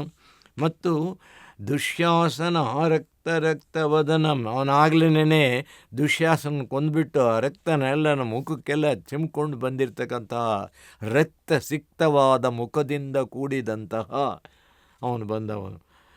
ದುರ್ಯೋಧನ ಕ್ಷಮಾದರ ವಜ್ರಂ ಕುರುರಾಜರತ್ನ ಮಕುಟಂ, ಕೌರವ ರಾಜರ ಮಕುಟೋದ್ಘಾಟಿ ಅವರನ್ನೆಲ್ಲನ ಕಿರೀಟಗಳನ್ನೆಲ್ಲ ಕೆಡವಿ ಬೀಳಿಸಿದಂತಹ ಸಂಘಟ್ಟ ಸಂಗರನ್ ಇವನು. ಹೀಗೆ ಭೀಮನ ಒಂದು ಚಿತ್ರವನ್ನು ಕೊಟ್ಟು ಇದರಲ್ಲಿ ವೀರರು ಕೂತ್ಕೊಂಡು ಮಾತಾಡ್ತಿದ್ದಾರೋ ಏನೋ, ನಾನು ಹಾಗೆ ಮಾಡಿದೆ, ನಾನು ಅವನು ನೋಡಿದೆ, ಇವನು ನೋಡಿದೆ ಅಂತ ಪೈಲ್ವಾನುಗಳು ಮಾತಾಡೋ ಭಾಷೆಯಲ್ಲಿ ಇಲ್ಲಿ ರಚಿಸ್ತಾನೆ. ಆಮೇಲೆ ಹಾಗಾದರೆ ಅವನ ಪರಾಕ್ರಮ ಏನು, ಗದೇನು ಒಂದು ಸರ್ತಿ ಹೀಗಂದರೆ ಹೇಗಾಗುತ್ತೆ ಭೀಮಂದು ಅಂದರೆ, ಬಡಿಗೊಂಡು ಗೋಣಿ ಪೊಣ್ಣಂ ಬಡಿವಂತಿರೆ ಪವನಸೂನು ಪೆಂಕುಳಿನಾಯಂ ಬಡಿವಂತಿರೆ ಪಾಳುಡವಂ ಬಡಿವಂತಿರೆ ಬಡಿದನ ಅನಿಬರಂ ಕೌರವರಂ. ಅಷ್ಟೋ ಜನ ಕೌರವರನ್ನು ಹೆಂಗೆ ಬಡ್ದಾಕ್ಬಿಟ್ಟ ಅಂದರೆ, ಈ ಗೋಣಿಕಾಯಿನ ಬೀಳಿಸ್ಬೇಕಾದ್ರೆ ಒಂದು ಕಳ್ಳನ್ನು ತಗೊಂಡು ಸುಮ್ಮನೆ ಜೋರಾಗಿ ಕೋಲ್ನಲ್ಲಿ ಬಡಿತಾರೆ, ದೊಣ್ಣೆ ಬಡಿಗೋಲು ತೆಗೆದುಕೊಂಡು, ಹಾಗೆ ಇವನು ಬಡಿದು ಕೌರವ್ರನ್ನೆಲ್ಲ ಹಾಗೆ ಜೋರಾಗಿ ಬಡಿದಾಗ ಮರದಲ್ಲಿ ಹಣ್ಣುಗಳೆಲ್ಲ ಪಟ ಪಟ ಪಟ ಬೀಳೋ ಹಾಗೆ ಕೌರವರು ಬಿದ್ದು ಹೋದ್ರಂತೆ. ಆಮೇಲೆ ಕೌರವರನ್ನು ರೋಷದಿಂದ, ನಮಗೆಷ್ಟು ತೊಂದರೆ ಕೊಟ್ರಿ ನೀವು, ಕಾಡಿನಲ್ಲಿ ಓಡಾಡಿಸಿದಿರಿ, ಒಂದು ಕಡೆ ಹೋಗೋದಕ್ಕೆ ಇರೋದಕ್ಕೆ ಬಿಡಲಿಲ್ಲ, ಜೂಜ್ನಲ್ಲಿ ಮೂಸದಿಂದ ಸೋಲಿಸಿ, ಅದೆಲ್ಲ ಎತ್ತಾಕುತ್ತೆ ಕೋಪ ನಮ್ಮನ್ನು, ಎಷ್ಟೆಷ್ಟು ಕಷ್ಟ ಕೊಟ್ಟರಲ್ಲ ಈ ಪಾಪಿಗಳು ಅಂತ ಹೇಳಿ ಅವ್ರನ್ನ ಹುಚ್ಚುನಾಯಿ ಬಡಿಯೋಂಗೆ ಬಡಿದಂತೆ, ಪೆಂಕುಳಿ ನಾಯಂ ಬಡಿವಂತಿರೇ. ಹೀಗೆ ಇದನ್ನು ಓದ್ತಾ ಇರುವಾಗ ಅವನ ಕ್ರೋಧ, ಅವನು ಮಾಡಿದ ಸಾಧನೆ, ಕೆಲಸ ಯಾವ ರೀತಿ ಇತ್ತು ಅನ್ನೋದು ನಮ್ಮ ಸ್ಮೃತಿಪಟಲದಲ್ಲಿ ನಮ್ಮ ಕಣ್ಣು ಮುಂದೆ ಆ ದೃಶ್ಯಾವಳಿ ಎಲ್ಲ ತೇಲಿ ಬರುತ್ತೆ. ಆ ಥರ ಇದರ ಬಹಳ ಪ್ರಸಿದ್ಧವಾದಂತಹ ರನ್ನನ ಶೈಲಿಗೆ ವಿದ್ವಾಂಸರು, ವಿಮರ್ಶಕರು, ಓದುಗರು, ರಸಿಕರು ಉದಾಹರಿಸೋ ಪದ್ಯ ಇದು. ಏನೆಂದರೆ, ದುರ್ಯೋಧನನಿಗೆ ಭೀಷ್ಮರು ಹೇಳಿದ್ದಾರೆ, ಅಪ್ಪ ಇನ್ನೊಂದು ದಿವಸ ನೀನು ಉಳ್ಕೊಂಡ್ರೆ ಇನ್ನು ಆಮೇಲೆ ಬರ್ತಾನೆ ನಮ್ಮ ಬಲರಾಮ ಅವರೆಲ್ಲ ಬರ್ತಾರೆ, ನಿನಗೆ ಒಳ್ಳೆಯ ಕಾಲ ಬರುತ್ತೆ, ಬದುಕಬಹುದು, ಇವತ್ತು ಪಾಂಡವರಿಂದ ನೀನು ಇವತ್ತು ಬಚಾವಾಗು. ಹೋದ ಅವನು ಸರೋವರದಲ್ಲಿ ಬಚ್ಚಿಟ್ಕೊಂಡು ಕೂತಿದ್ದಾನೆ. ಪಜ್ಜೆ ಗುರುತು ಎಲ್ಲ ತಿಳ್ಕೊಂಡು ಬಂದು ಪಾಂಡವರೆಲ್ಲ ಅವ್ರನ್ನ ರೇಗಿಸಿ ಅವನಿಗೆ ತಡಿಯೋಕ್ಕಾಗದೆ ನೀರೊಳಗೆದ್ದುಂ ಬೆಮರ್ತನುರಗ ಪತಾಕಂ ಆರವಮಂ ನಿರ್ಜಿತ ಕಂಠೀರವ ರವಮಂ ಕೇಳ್ದ ನೀರೊಳಗೆದ್ದುಂ ಬೆಮರ್ತನುರಗ. ನೀರಲ್ಲಿದ್ದರೂ ಕೂಡ ಅವನು ಸಹಿಸೋಕ್ಕಾಗಲ್ಲ, ಎದ್ದು ಬಂದುಬಿಡ್ತಾನೆ ಅವನು. ಎದ್ದು ಬಂದರೆ ಹೇಗೆ ಬಂದಿರ್ಬೋದು, ಅವನು ಗದೆ ಬೇರೆ ಇಟ್ಕೊಂಡಿದ್ದಾನೆ. ಅಂತಹ ಒಂದು ಚಿತ್ರ ಕನ್ನಡ ಸಾಹಿತ್ಯದಲ್ಲಿಯೇ ಒಂದು ಅನರ್ಘ್ಯ ರತ್ನದ ಒಂದು ಚಿತ್ರವನ್ನು ಕೊಡ್ತಾರೆ ರನ್ನ. ರಸೈಂ ಕಾಲಾಗ್ನಿರುದ್ರಂ ಪರಮಡುವಲಂತ ಸರೋ ಮಧ್ಯದಿಂ ತೊಟ್ಟನೆ ಪೊಳಪರಮಟ್ ಎಲ್ಲಿದಂ ಭೀಮನೆಂದೆಂದೆಸೆಯಂ ನೋಡುತ್ತೆ ಅದ್ಭುತ ನಟ ನಿಟಿಲಾಲೋಲ ಕಿಲಾಕ್ಷಿವೋಲ್ದಳ್ಳಿಸೆ ತೂಗಿದಂ ನಿಜಭುಜ ಗದಯಂ ಧಾರ್ತರಾಷ್ಟ್ರಂ ಧೃತರಾಷ್ಟ್ರನ ಮಗ, ಕೌರವರ ನಾಯಕ, ಚಕ್ರವರ್ತಿ ದುರ್ಯೋಧನ. ಅವನು ನೀರೊಳಗಿಂದ ಬಂದರೆ ಪ್ರಳಯ ಕಾಲದಿಂದ ಸಂದರ್ಭದಲ್ಲಿ ಪಾತಾಳದಿಂದ ಬಂದ್ಬಿಡ್ತಾನಲ್ಲ, ಹಾಗೆ ರುದ್ರನು ಬಂದ ಹಾಗೆ ಒಂದು ರೌದ್ರಾವತಾರದಿಂದ ಭೀಷಣಾಕಾರನಾಗಿ ಬಂದಂತೆ. ರಸಯಿಂ ಕಾಲಾಗ್ನಿ ರುದ್ರಂ, ಪ್ರಳಯ ಕಾಲದ ರುದ್ರ. ಅವನ ಹಣಗಣ್ಣು ಕಿಡಿಗಳೆಲ್ಲ ಪುಡಿ ಅದು ಸಿಡಿತಾ ಇರ್ತದೆ, ಅದು ಆ ಥರ ಬಂದ. ರಸಯಿಂ ರಸಾತಲದಿಂದ ಅವನು ಬಂದಿರತಕ್ಕಂಥದ್ದು. ಹಾಗೆ ರುದ್ರನು ಪರಮಡುವ ಓಲ್, ಆ ಉಪಮಾಲಂಕಾರ ಕೊಟ್ಟಿದ್ದ ಹೋಲಿಕೆ ಅದಕ್ಕೂ ಇದಕ್ಕೂ. ಭೀಮ ಅವನು ರುದ್ರನ ಒಂದು ಭೀಮನು ದೊಡ್ಡ ಗಾಳಿಯ ವಾಯುಪುತ್ರನಲ್ವ ಅವನು. ಆ ವಾಯು ರಭಸ ಅದೆಲ್ಲವನ್ನೂ ತಂದು ಸೇರಿಸಿ ಈ ಪದ್ಯನ ಕಟ್ಟಿರ್ತಕ್ಕಂಥ ರೀತಿ, ಇದರ ಛಂದಸ್ಸು, ಇದರ ಲಯ, ಇದರ ಓಟ, ಅದನ್ನು ಗಮನಿಸ್ಬೇಕು ನಾವು. ಪರಮಡುವಲಂತ ಸರೋವರದ ಮಧ್ಯದಿಂದ ಸಾಹಸ ಗರ್ವ ಅಲಂಕೃತಂ. ಅಲಂಕಾರ ಇರೋ ಸಮಯ ಅಲ್ಲ ಅದು, ಆದರೂ ಒಂದು ಅಲಂಕಾರ ಇದೆ ಅಂತ ಅವನು ಎದ್ದು ಬರೋ ರೀತಿಯಲ್ಲಿ. ಅದು ಒಂದು ಸಾಹಸದ ಅಲಂಕಾರ. ಮತ್ತು ಸಾಹಸದಲ್ಲಿಯೇ ಗರ್ವಪಟ್ಟಿದ ನನ್ನ ಹಾಗೆ ಇನ್ಯಾರಿದ್ದಾರೆ ಸಾಹಸ ಎನ್ನುವ ಸಾಹಸದ ಅಹಂಕಾರವು ಕೂಡ ಕೂಡಿದಂತಹ ರೀತಿಯಲ್ಲಿ ಅವನು ನೋಡುತ್ತೆ. ಮತ್ತು ಅದ್ಭುತ ನಟ ನಿಟಲಾಲು ಹಣೆಯಗಣ್ಣಲ್ಲಿರ್ತಕ್ಕಂತಹ ಇದು ಶಿವನು ನಟರಾಜ ಶಿವನು. ಹಾಗೆ ಇವನು ಕೀಲಾಕ್ಷೋಲ್ ಕೆಂಗಣ್ಣು ಬಿಟ್ಕೊಂಡು ಉರಿಗಣ್ಣು ಅಂತೀವಲ್ಲ, ಅವನೇನೋ ಒಳ್ಳೆ ಕೆಂಪಗಾಗಿದೆ ಅಂತ ಹೇಳ್ತಾರಲ್ಲ, ಹಾಗೆ ಅವನು ಅದು ದಳ್ಳಿಸೆ ಪ್ರಜ್ವಲಿಸ್ತಾ ಇರಬೇಕಾದರೆ ಕೋಪಾರಕ್ತ ನೇತ್ರಂ. ಇವನು ಕಣ್ಣು ಕೆಂಪಗಾಗಿರೋದು ಯಾವ ಕಾರಣಕ್ಕೋಸ್ಕರ? ಕೋಪ. ಅವನು ಭೀಮ ಯೋಚನೆ ಮಾಡಿದ, ನಾನು ಇದನ್ನು ಮುಗಿಸೋ ಸರಿಯಾದ ಸಮಯ ಅಂತ ಹೇಳ್ಕೊಂಡು ಅವನು ಕೋಪದಿಂದ ಬಂದವನು ನಿಜ ಭುಜ ಗದೆಯಂ, ತನ್ನ ಸ್ಕಂದ ಹೆಗಲ ಮೇಲೆ ಇಟ್ಕೊಂಡಿದ್ದಂಥ ಗದೆಯನ್ನು ತೂಗಾಡ್ತಾ, ಎಲ್ಲಿದ್ದಾನೆ ಭೀಮಾ ಬಾ ಅಂತ ಹೇಳಿ ಅವನು ಕರೀತಾ ಇರ್ತಕ್ಕಂಥದ್ದು ನೋಡಿದ್ದಾನೆ. ಇದು ಹೀಗೆ ಈ ಶೈಲಿಯಿಂದ ರನ್ನ ತುಂಬ ಪ್ರಸಿದ್ಧನಾಗಿರ್ತದೆ. ಈ ಥರದ ಶೈಲಿ ಕನ್ನಡ ನೂರಾರು ಕಾವ್ಯಗಳ ಶ್ರೇಣಿಯಲ್ಲಿ ಒಂದು ಅಪೂರ್ವವಾದಂತಹ ಕಾಂತಿಯಿಂದ ಮಿರುಗತಕ್ಕಂತಹ ಪದ್ಯಗಳಿಂದ ಕೂಡಿದಂತಹದ್ದು ರನ್ನನ ಸಾಹಸ ಭೀಮ ವಿಜಯ. ಹಾಗಾದರೆ ಬರೀ ಪರಾಕ್ರಮ, ವೀರರಸ ಇಷ್ಟು ಮಾತ್ರ ಇದೆ ಅಂದರೆ ಬೇರೆ ಬೇರೆ ರಸಗಳು ತಂದಿದ್ದಾನೆ. ಶೋಕರಸ ತರ್ತಾನೆ.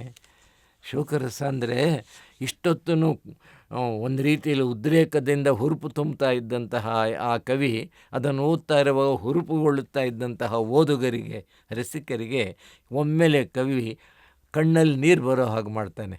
ಅಂತಃಕರಣ ಅಲುಗಾಡಿ ಕಲುಕಿ ನೀರಾಗಿ ಹರಿಬೇಕು, ಆ ರೀತಿ ಮಾಡ್ತಾನೆ ಅವನು.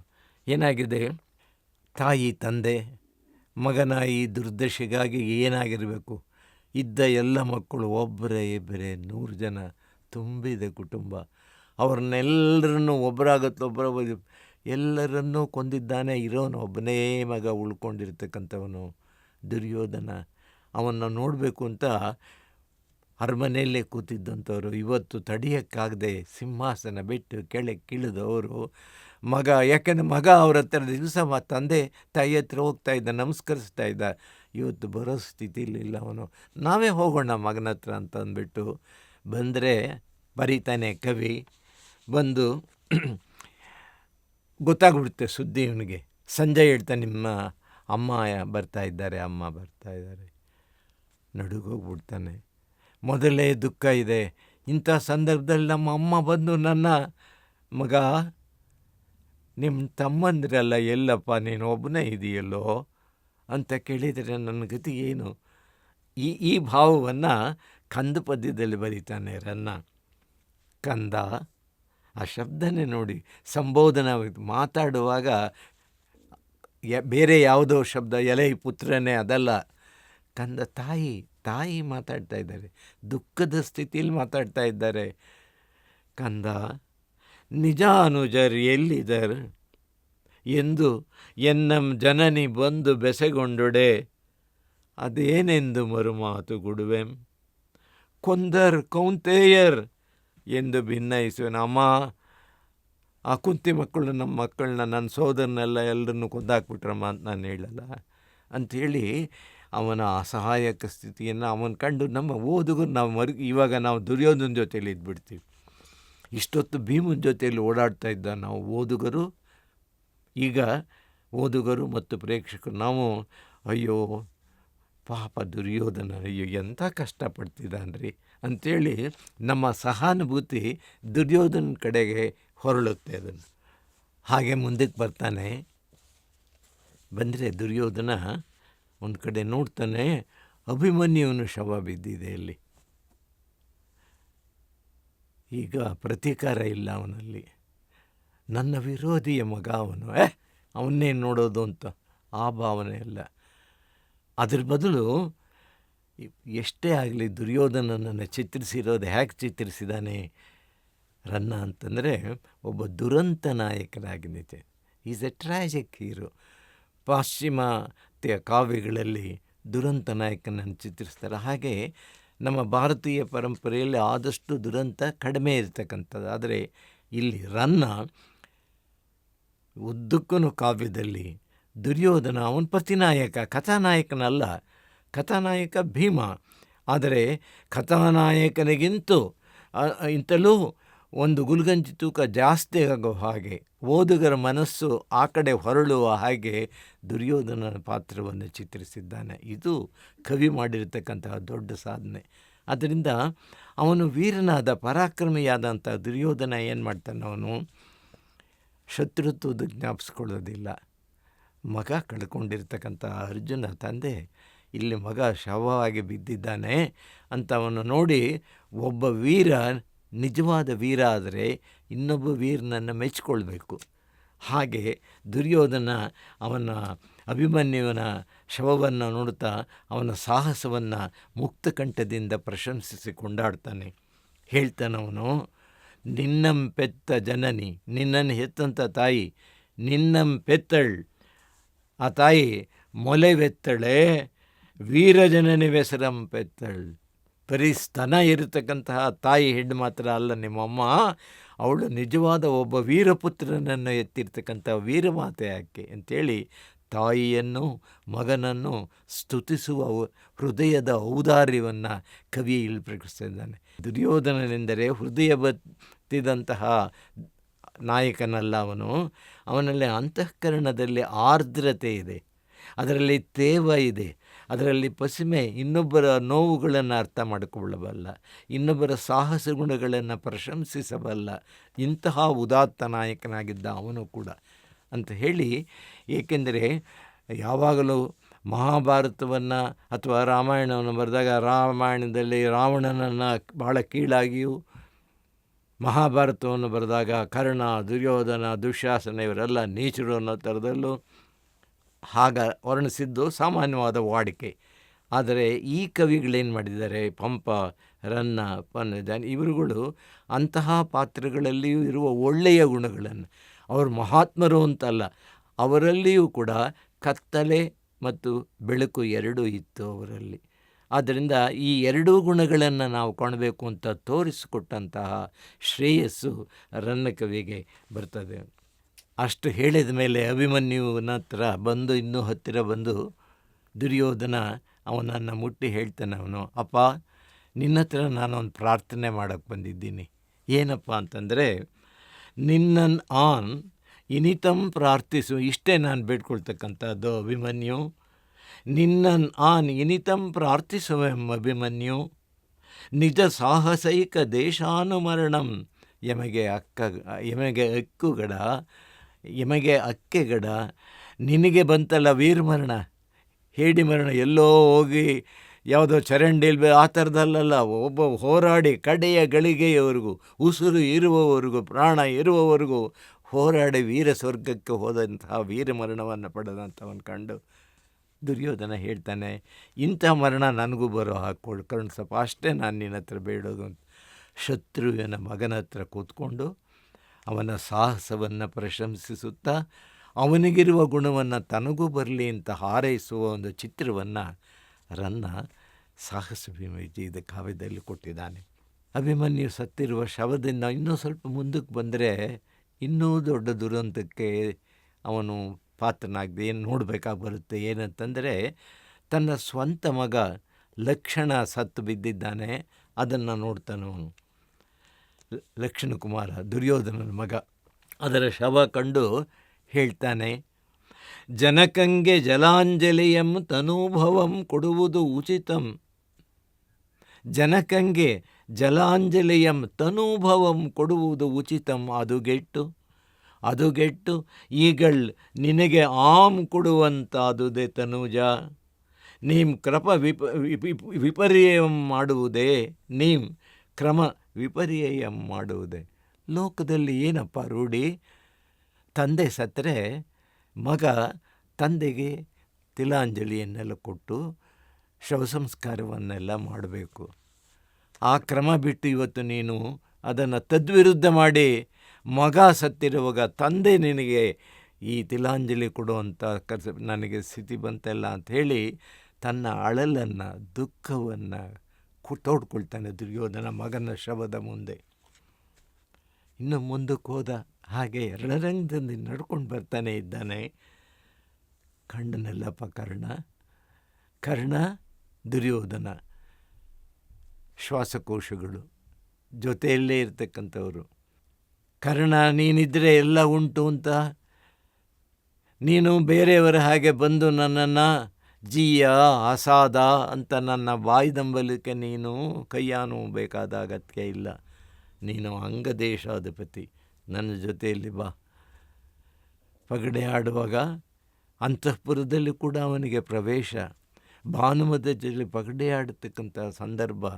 ಇಷ್ಟು ಸ್ವಾತಂತ್ರ್ಯವನ್ನೆಲ್ಲ ಕೊಟ್ಟಿದ್ದು ಯಾತಕ್ಕೆಂದರೆ ತನ್ನ ಮರ್ಯಾದೆಯನ್ನು, ಪಾಂಡವರನ್ನ ಎದುರಿಸೋದಕ್ಕೆ ಸಾಹಸಿ ನನ್ನ ಜೊತೆಯಲ್ಲಿ ಒಬ್ಬನು ಬೇಕು ಅಂತ ಕಾಯ್ತಾ ಇದ್ದಂಥ ಸಂದರ್ಭದಲ್ಲಿ ಕೌರವರಿಗೆ ಪ್ರಾಣ ಬರೋ ಹಾಗೆ ಬಂದ ಕರ್ಣ ಅವ್ರ ಜೊತೆಯಲ್ಲಿ ಸೇರಿಕೊಂಡ ಇಲ್ಲ.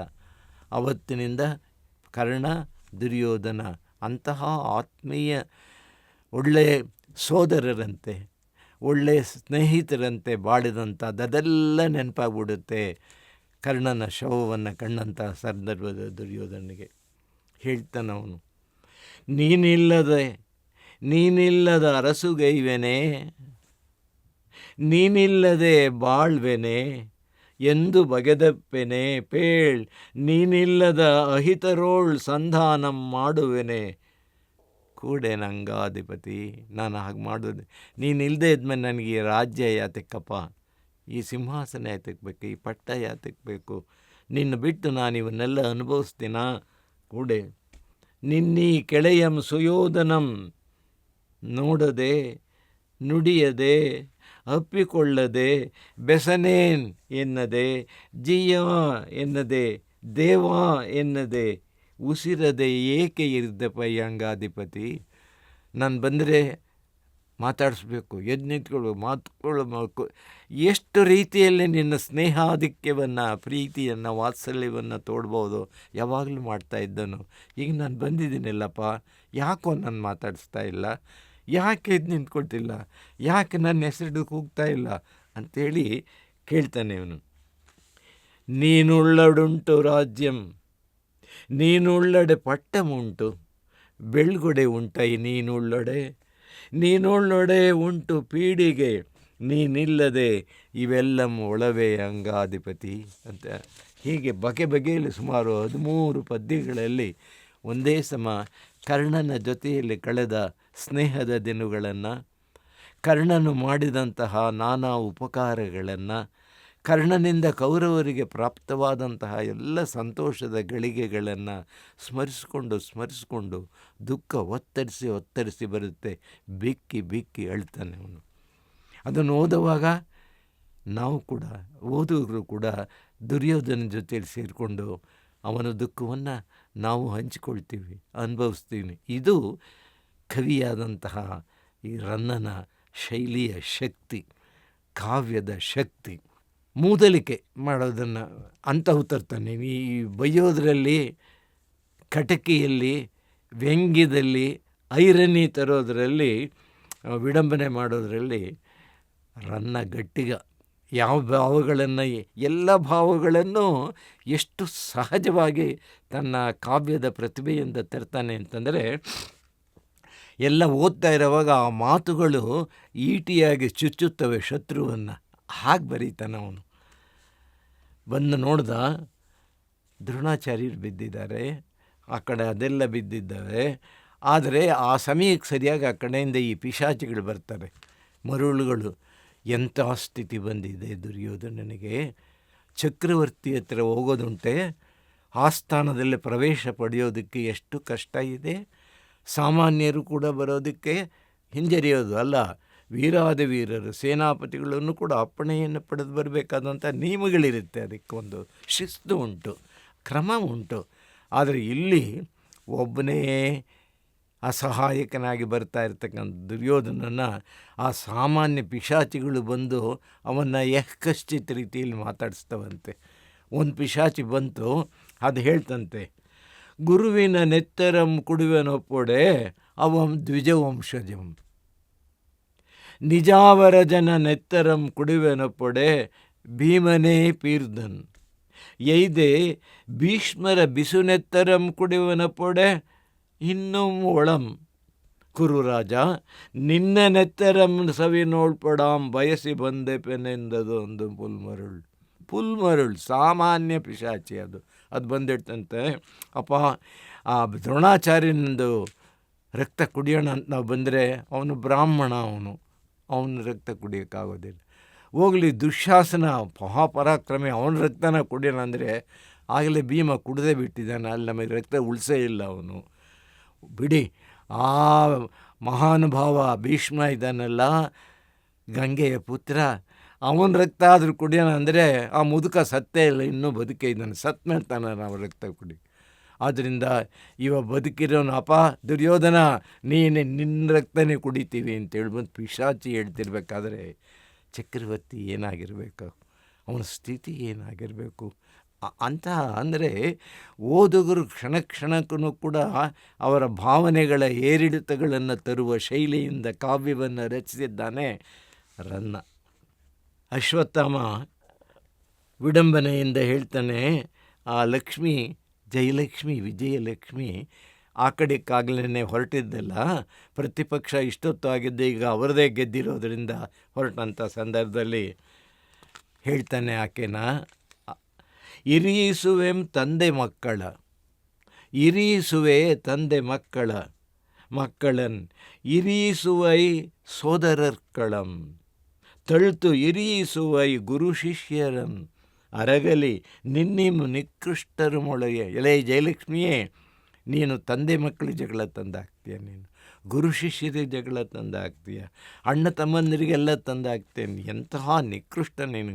ಧರ್ಮ ಅನ್ನೋದಿಲ್ವ, ಒಂದು ನೀತಿ ಅನ್ನೋದು ಬೇಡವಾ, ನ್ಯಾಯ ಅನ್ನೋದೊಂದು ಬೇಡವಾ ನಿನಗೆ ಅಂಥೇಳಿ ಆಕೆಯನ್ನು ಛೇಡಿಸ್ತಕ್ಕಂಥ ಒಂದು ವಿಡಂಬನೆಯ ಪದ್ಯ. ಇಂಥ ಪದ್ಯಗಳು ಕೂಡ ಅಲ್ಲಲ್ಲಿ ಇಟ್ಟು ಕಾವ್ಯದಲ್ಲಿ ಒಂದೇ ಸಮ ದುಃಖದ ಪದ್ಯಗಳನ್ನು ಬರೆದು ಓದುಗರು ಕೂಡ ಹತ್ತು ಸುಸ್ತಾಗ್ಬಿಟ್ಟಿರ್ತಾರೆ. ಅದಕ್ಕೋಸ್ಕರ ಅವರ ಭಾವಗಳನ್ನು ಒಂದು ಸಾರಿ ನಗಿಸೋದು, ಒಂದು ಸಾರಿ ಕುಣಿಸೋದು, ಒಂದು ಸಾರಿ ಹಾಸ್ಯದಿಂದ ಬರೋ ಹಾಗೆ ಮಾಡೋದು, ರೋಷದಿಂದ ಎದ್ದು, ಹೀಗೆ ನಾನಾ ಭಾವಗಳ ಏರಿಳಿತಗಳಲ್ಲಿ ಓದುಗರನ್ನ ತೆಗೆದುಕೊಂಡು ಹೋಗತಕ್ಕಂತಹ ಈ ಕವಿಯ ವೈಶಿಷ್ಟ್ಯವನ್ನು ಕೂಡ ನಾವು ಗಮನಿಸಬೇಕು. ಭೀಮ ಮತ್ತು ಇತರರು ಪಾಂಡವರೆಲ್ಲ ಸೇರಿ ಕುರುರಾಜ ಸಿಕ್ಕಿದನಲ್ಲ, ಈಗ ಅವನು ತೋಳ ಹಳ್ಳಕ್ಕೆ ಬಿದ್ದರೆ ಆಳ್ಗೊಂದು ಕಲ್ಲು ಅನ್ನೋ ಹಾಗೆ ಒಬ್ಬೊಬ್ಬರು ಅವ್ನು ಕೇಳ್ತಾ, ಏನಪ್ಪ ನಮ್ಮನ್ನೆಲ್ಲ ಅವಾಗ ಅಂಗೋಳೈಕೊಂಡೆಲ್ಲ, ಏನಾಯ್ತು ನಿನ್ನ ಪರಾಕ್ರಮ, ಎಲ್ಲಿ ಇವತ್ತು ತೋರಿಸು ನೋಡೋಣ ಅಂತ ಹರಿಸಂಧಾನಕ್ಕೆ ಒಂದೊಂದು ಅವಗಡಿಸಿದ ಅಹಂಕಾರಮೇನಾಯಿತೋ, ಕೃಷ್ಣಾಂಬರ ಕೇಶಾಕೃಷ್ಟಿಯಂ ಮಾಡಿಸಿದ ಮದೇನಾಯಿತೋ, ಕೌಂತೆಯರಂ ಮಚ್ಚರದೆಂ ಕಾಂತಾರದೊಳ್ ತಿರ್ರನೆ ತಿರುಪಿದ ಸೊರ್ಕು ಈಗಳೇನಾದುದೋ ಎಂದು ಆ ಕುರುರಾಜಾಧೀಶನಂ ಮೂದಲಿಸಿದನ್ ಅದಟಂ ಭೀಮನುದ್ಧಾಮ ಭೀಮಂ. ಇದನ್ನು ಓದ್ತಾ ಇರುವಾಗ ವಿವರಣೆ ಕೊಡುವ ಅಗತ್ಯವೇ ಇಲ್ಲ, ವ್ಯಾಖ್ಯಾನ ಮಾಡಬೇಕಾದ ಅಗತ್ಯವೇ ಇಲ್ಲ. ಶೈಲಿಯೇ ಹೇಗಿದೆ ಅಂದರೆ ಅದರ ಅರ್ಥ ಏನು, ಕವಿ ಏನು ಹೇಳ್ತಾ ಇದ್ದಾನೆ ಅನ್ನೋದು ಓದುಗರಿಗೆ ವ್ಯಾಖ್ಯಾನ ನಿರಪೇಕ್ಷ ಸಾಲುಗಳು, ಯಾರ ಟೀಕೆ ಟಿಪ್ಪಿನ ನೆರವು ಇಲ್ಲದೇ ತನಗೆ ತಾನೇ ಅರ್ಥವಾಗುವ ರೀತಿಯಲ್ಲಿ ರಚಿಸಿರ್ತಕ್ಕಂಥ ಶೈಲಿ ನೋಡಿ. ಅದರಲ್ಲಿ ವೀರರಸ ಹೇಗಿದೆ ಅನ್ನೋದೆಲ್ಲ ಇಲ್ಲಿರ್ತಕ್ಕಂಥದ್ದು ವಿಡಂಬನೆ, ಚುಚ್ಚು ಮಾತು. ಯಾರನ್ನಾದರೂ ಆಡ್ಕೊಳ್ಬೇಕು ಅಂತಂದರೆ ನಾಲ್ಗೆ ಉದ್ದ ಆಗುತ್ತೆ. ಹಾಗೆ ಇಲ್ಲಿ ಬಂದು ಅವನ ಒಂದೊಂದು ತೊಂದರೆ ಕೊಟ್ಟದ್ದನ್ನೆಲ್ಲ ಅದು ಅವತ್ತು ಮಾಡಿದ್ದಿಲ್ಲ, ಏನಾಯ್ತಪ್ಪ ಇವತ್ತು ಅಂತ ನಾವು ಮಾತಾಡುವಾಗ ಕೇಳ್ತೀವಲ್ಲ, ಹಾಗೆ ಕೇಳ್ತಾನೆ ಅದನ್ನೆಲ್ಲನೂ. ಕೊಳದಲ್ಲೋ ಬಚ್ಚಿಟ್ಕೊಂಡ ವೈಶಂಪಾಯನ ಸರೋವರದಲ್ಲಿ ಒಳ್ಳೆ ಮುಹೂರ್ತಕ್ಕಾಗಿ ಆ ದಿವಸ ಕಾಪಾಡ್ಕೊಳ್ಬೇಕು ಅಂತೇಳಿ ಬಚ್ಚಿಟ್ಕೊಂಡಿದ್ದಾನೆ. ಅವನ್ನು ಕರೆದರೆ ಎದ್ದೇಳ್ತಾ ಇಲ್ಲ. ಅದಕ್ಕೋಸ್ಕರ ನಾನಾ ರೀತಿಯಲ್ಲಿ ಅಲ್ಲೂ ಕೂಡ ವಿಡಂಬನೆ ಮಾಡ್ತಾರೆ, ಮೂದಲಿಕೆ ಮಾಡ್ತಾರೆ, ರೇಗಿಸ್ತಾರೆ, ಹೀನಾಯವಾಗಿ ಬೈತಾರೆ. ಹೇಳ್ತಾರೆ, ಜಳದೋಳ್ ಮೀನಿರ್ಪವೋಲ್ ನೀಮ್ ಕೊಳದೊಳ್ಳೆಯೇ ಮುಳುಗಿರ್ದೆ ಅಕಟ, ಕೋಡ ಸೇಡಿಂಗೆ ಒಳಗಾದೈ ನಿನ್ನ ದುರ್ಯೋಧನ ವೆಸರ್ಗೆ ಇದು ಲಜ್ಜಾಕರಂ ತೋರಿದೈ, ನಿನ್ನ ಅಳವಂ ಸತ್ತರೇಂ ಪುಟ್ಟರೆ ಪೊರಮಡು ನೀಮ್ ಕೈದುಗೊಳ್ಳು ಕೌರವೇಂದ್ರ, ಅಚಳ ವಜ್ರಂ ಬಂಧನೀಗಳ್ ಕುರುಕುಲ ಮಥನೋದ್ಭೀಕರಂ ಭೀಮಸೇನಂ. ನೋಡಿ ಬಂದಿದ್ದಾನೆ ನಿಮ್ಮನ್ನೆಲ್ಲ ಆಡದಾಸ ಭೀಮಸೇನ, ಬಚ್ಚಿಟ್ಕೊಂಡಿದ್ದೀರಿ ಎಲ್ಲರಿ ಹೇಳಿ ಥರ. ನಾಚಿಕೆ ಆಗಲ್ಲ ನಿಮಗೆ? ಹೋಗಿ ಆ ಕೊಳದಲ್ಲಿ ಮೀನಿವೆ, ಮೊಸಳೆ ಇವೆ, ಅವು ನೀನು ಹೋಗ ಮೀನಿಗಿಂತ ಕೀಳಾದಲ್ಲ ಅಂಥೇಳಿ ಎಷ್ಟು ಹೀನಾಯವಾಗಿ ಅವ್ರನ್ನ ಛೇಡಿಸ್ಬೋದು. ಆ ರೀತಿ ಮಾಡ್ತಕ್ಕಂತಹ ಮಾತುಗಳಲ್ಲಿ ಮಾತಿನಲ್ಲೇ ಚುಚ್ಚುತ್ತಾರೆ. ಶಬ್ದವೇ ಬಾಣ ಆಗುತ್ತೆ, ಶಬ್ದವೇ ಗದೆಯ ಏಟುಗಳಾಗಿ ಪರಿಣಮಿಸುವ ಹಾಗೆ ಅವನು ಹೇಳ್ತಕ್ಕಂಥದ್ದು. ಭೀಮ ಯುದ್ಧ ಭೂಮಿಯಲ್ಲೆಲ್ಲ ಗೆದ್ದು ವೇಣಿ ಸಂಹಾರ ಪ್ರತಿಜ್ಞೆ ಮಾಡಿದರು. ಆ ಪ್ರತಿಜ್ಞೆ ಈಡೇರಿದೆ. ಈಗ ತೊಡೆ ಮುರಿದು ಭೀಮ ಆ ದುರ್ಯೋಧನನ ತೊಡೆಯನ್ನು ಮುರಿದು ಸಾಯಿಸ್ತೇನೆ ಅಂತ ತೊಡೆ ತಟ್ಟಿದ್ದಕ್ಕೋಸ್ಕರ ಪ್ರತಿಜ್ಞೆ ಮಾಡಿದ್ದ ಅವನು. ಆಮೇಲೆ ಅವರ ರಕ್ತದಲ್ಲಿ ನನ್ನ ಜಡೆಯನ್ನು ಸೋಯಿಸುವವರೆಗೂ ನಾನು ಮುಡ್ಕೊಳ್ಳಲ್ಲ ಅಂತಂದ್ಬಿಟ್ಟು ಕೇಶವನ್ನು ಬಿಚ್ಚಿಕೊಂಡಿದ್ದಂತಹ ದ್ರೌಪದಿಯನ್ನು ಕರೆಸಿ ಅದನ್ನು ಮುಟ್ತಾ, ಅದನ್ನು ಬಾಚುತ್ತಾ, ಜಡೆ ಹಾಕ್ತಾ ಹೆಂಗಿರ್ಬೋದು ಭೀಮ ಅದನ್ನು ಹೇಳ್ತಾನೆ ಅವನು. ಇದು ಬರೀ ಕೂದಲಲ್ಲ, ಬರೀ ಕೇಶರಾಶಿ ಅಲ್ಲ, ಇದರೋಳ್ ಮೂರ್ಧಾಭಿಷಿಕ್ತರ್ ಮಣಿಮಕುಟಧರರ್ ಕೃಷ್ಣೇ ಬಾಹಾಬಳಾಗ್ರರ್ ಕದನ ಪ್ರೋಚ್ಛಂಡ ದಂಡಕ್ರಮ ವಿಜಿತ ರಿಪುಕ್ಷತ್ರಿಯರ್ ವೀರಲಕ್ಷ್ಮೀ ಸದನರ್ ಸೋಮಾಮೃತ ಆಸ್ವಾದನ ಶುಚಿವದನರ್ ಮುನ್ನಂ ಅಳ್ಕಾಡಿದರ್. ನೋಡು, ಇದು ನಿನ್ನೀ ಕೇಶಪಾಶಂ ಕುರುಕುಲಪತಿಗೆ ಆಯ್ತಳ್ತೆ ಕಿನಾಶಪಾಶಂ. ಇದು ಕೇಶಪಾಶ ಅಲ್ಲ ನಿಂದು, ಯಮಪಾಶ. ಕೌರವರ ಪಾಲಿಗೆ ಇದು ಯಮಪಾಶ ಆಗಿದೆ ಅಂಥೇಳಿ ಅವಳ ಕೂದಲನ್ನು ಇಟ್ಕೊಂಡು ಹೇಳ್ತಾನೆ. ಈ ಕೂದಲಲ್ಲೇ ರಾಜರುಗಳೆಲ್ಲ ಮುಳುಗಿ ಹೋಗಿಬಿಟ್ರು, ಕಿರೀಟವನ್ನು ಧರಿಸಿದವರೆಲ್ಲ ಕೊಚ್ಕೊಂಡು ಹೋದರು ಅವರು. ಕೃಷ್ಣೇ, ದ್ರೌಪದಿಯೇ ಕೇಳು, ಯಾರ್ಯಾರಿಗೂ ಬಾಹುಬಲ ಇತ್ತೋ ಅವರ ಬಾಹುಗಳೇ ಇಲ್ಲ ಈಗ. ಯುದ್ಧದಲ್ಲಿ ನಾನು ಕದನ ಕ್ರಮ ಪ್ರೋಚ್ಛಂಡ ಅಂತೆಲ್ಲ ಹೇಳ್ಕೊಂಡಿದ್ದರೋ ಅವರನ್ನೆಲ್ಲ ಗೆದ್ದು ಬಂದಿದ್ದಾಗಿದೆ. ವೀರಲಕ್ಷ್ಮಿ ಜೊತೆಯಲ್ಲಿ ಹೋಗ್ತಿದ್ದವರೆಲ್ಲ ಸೋತು ಹೋಗಿದ್ದಾರೆ.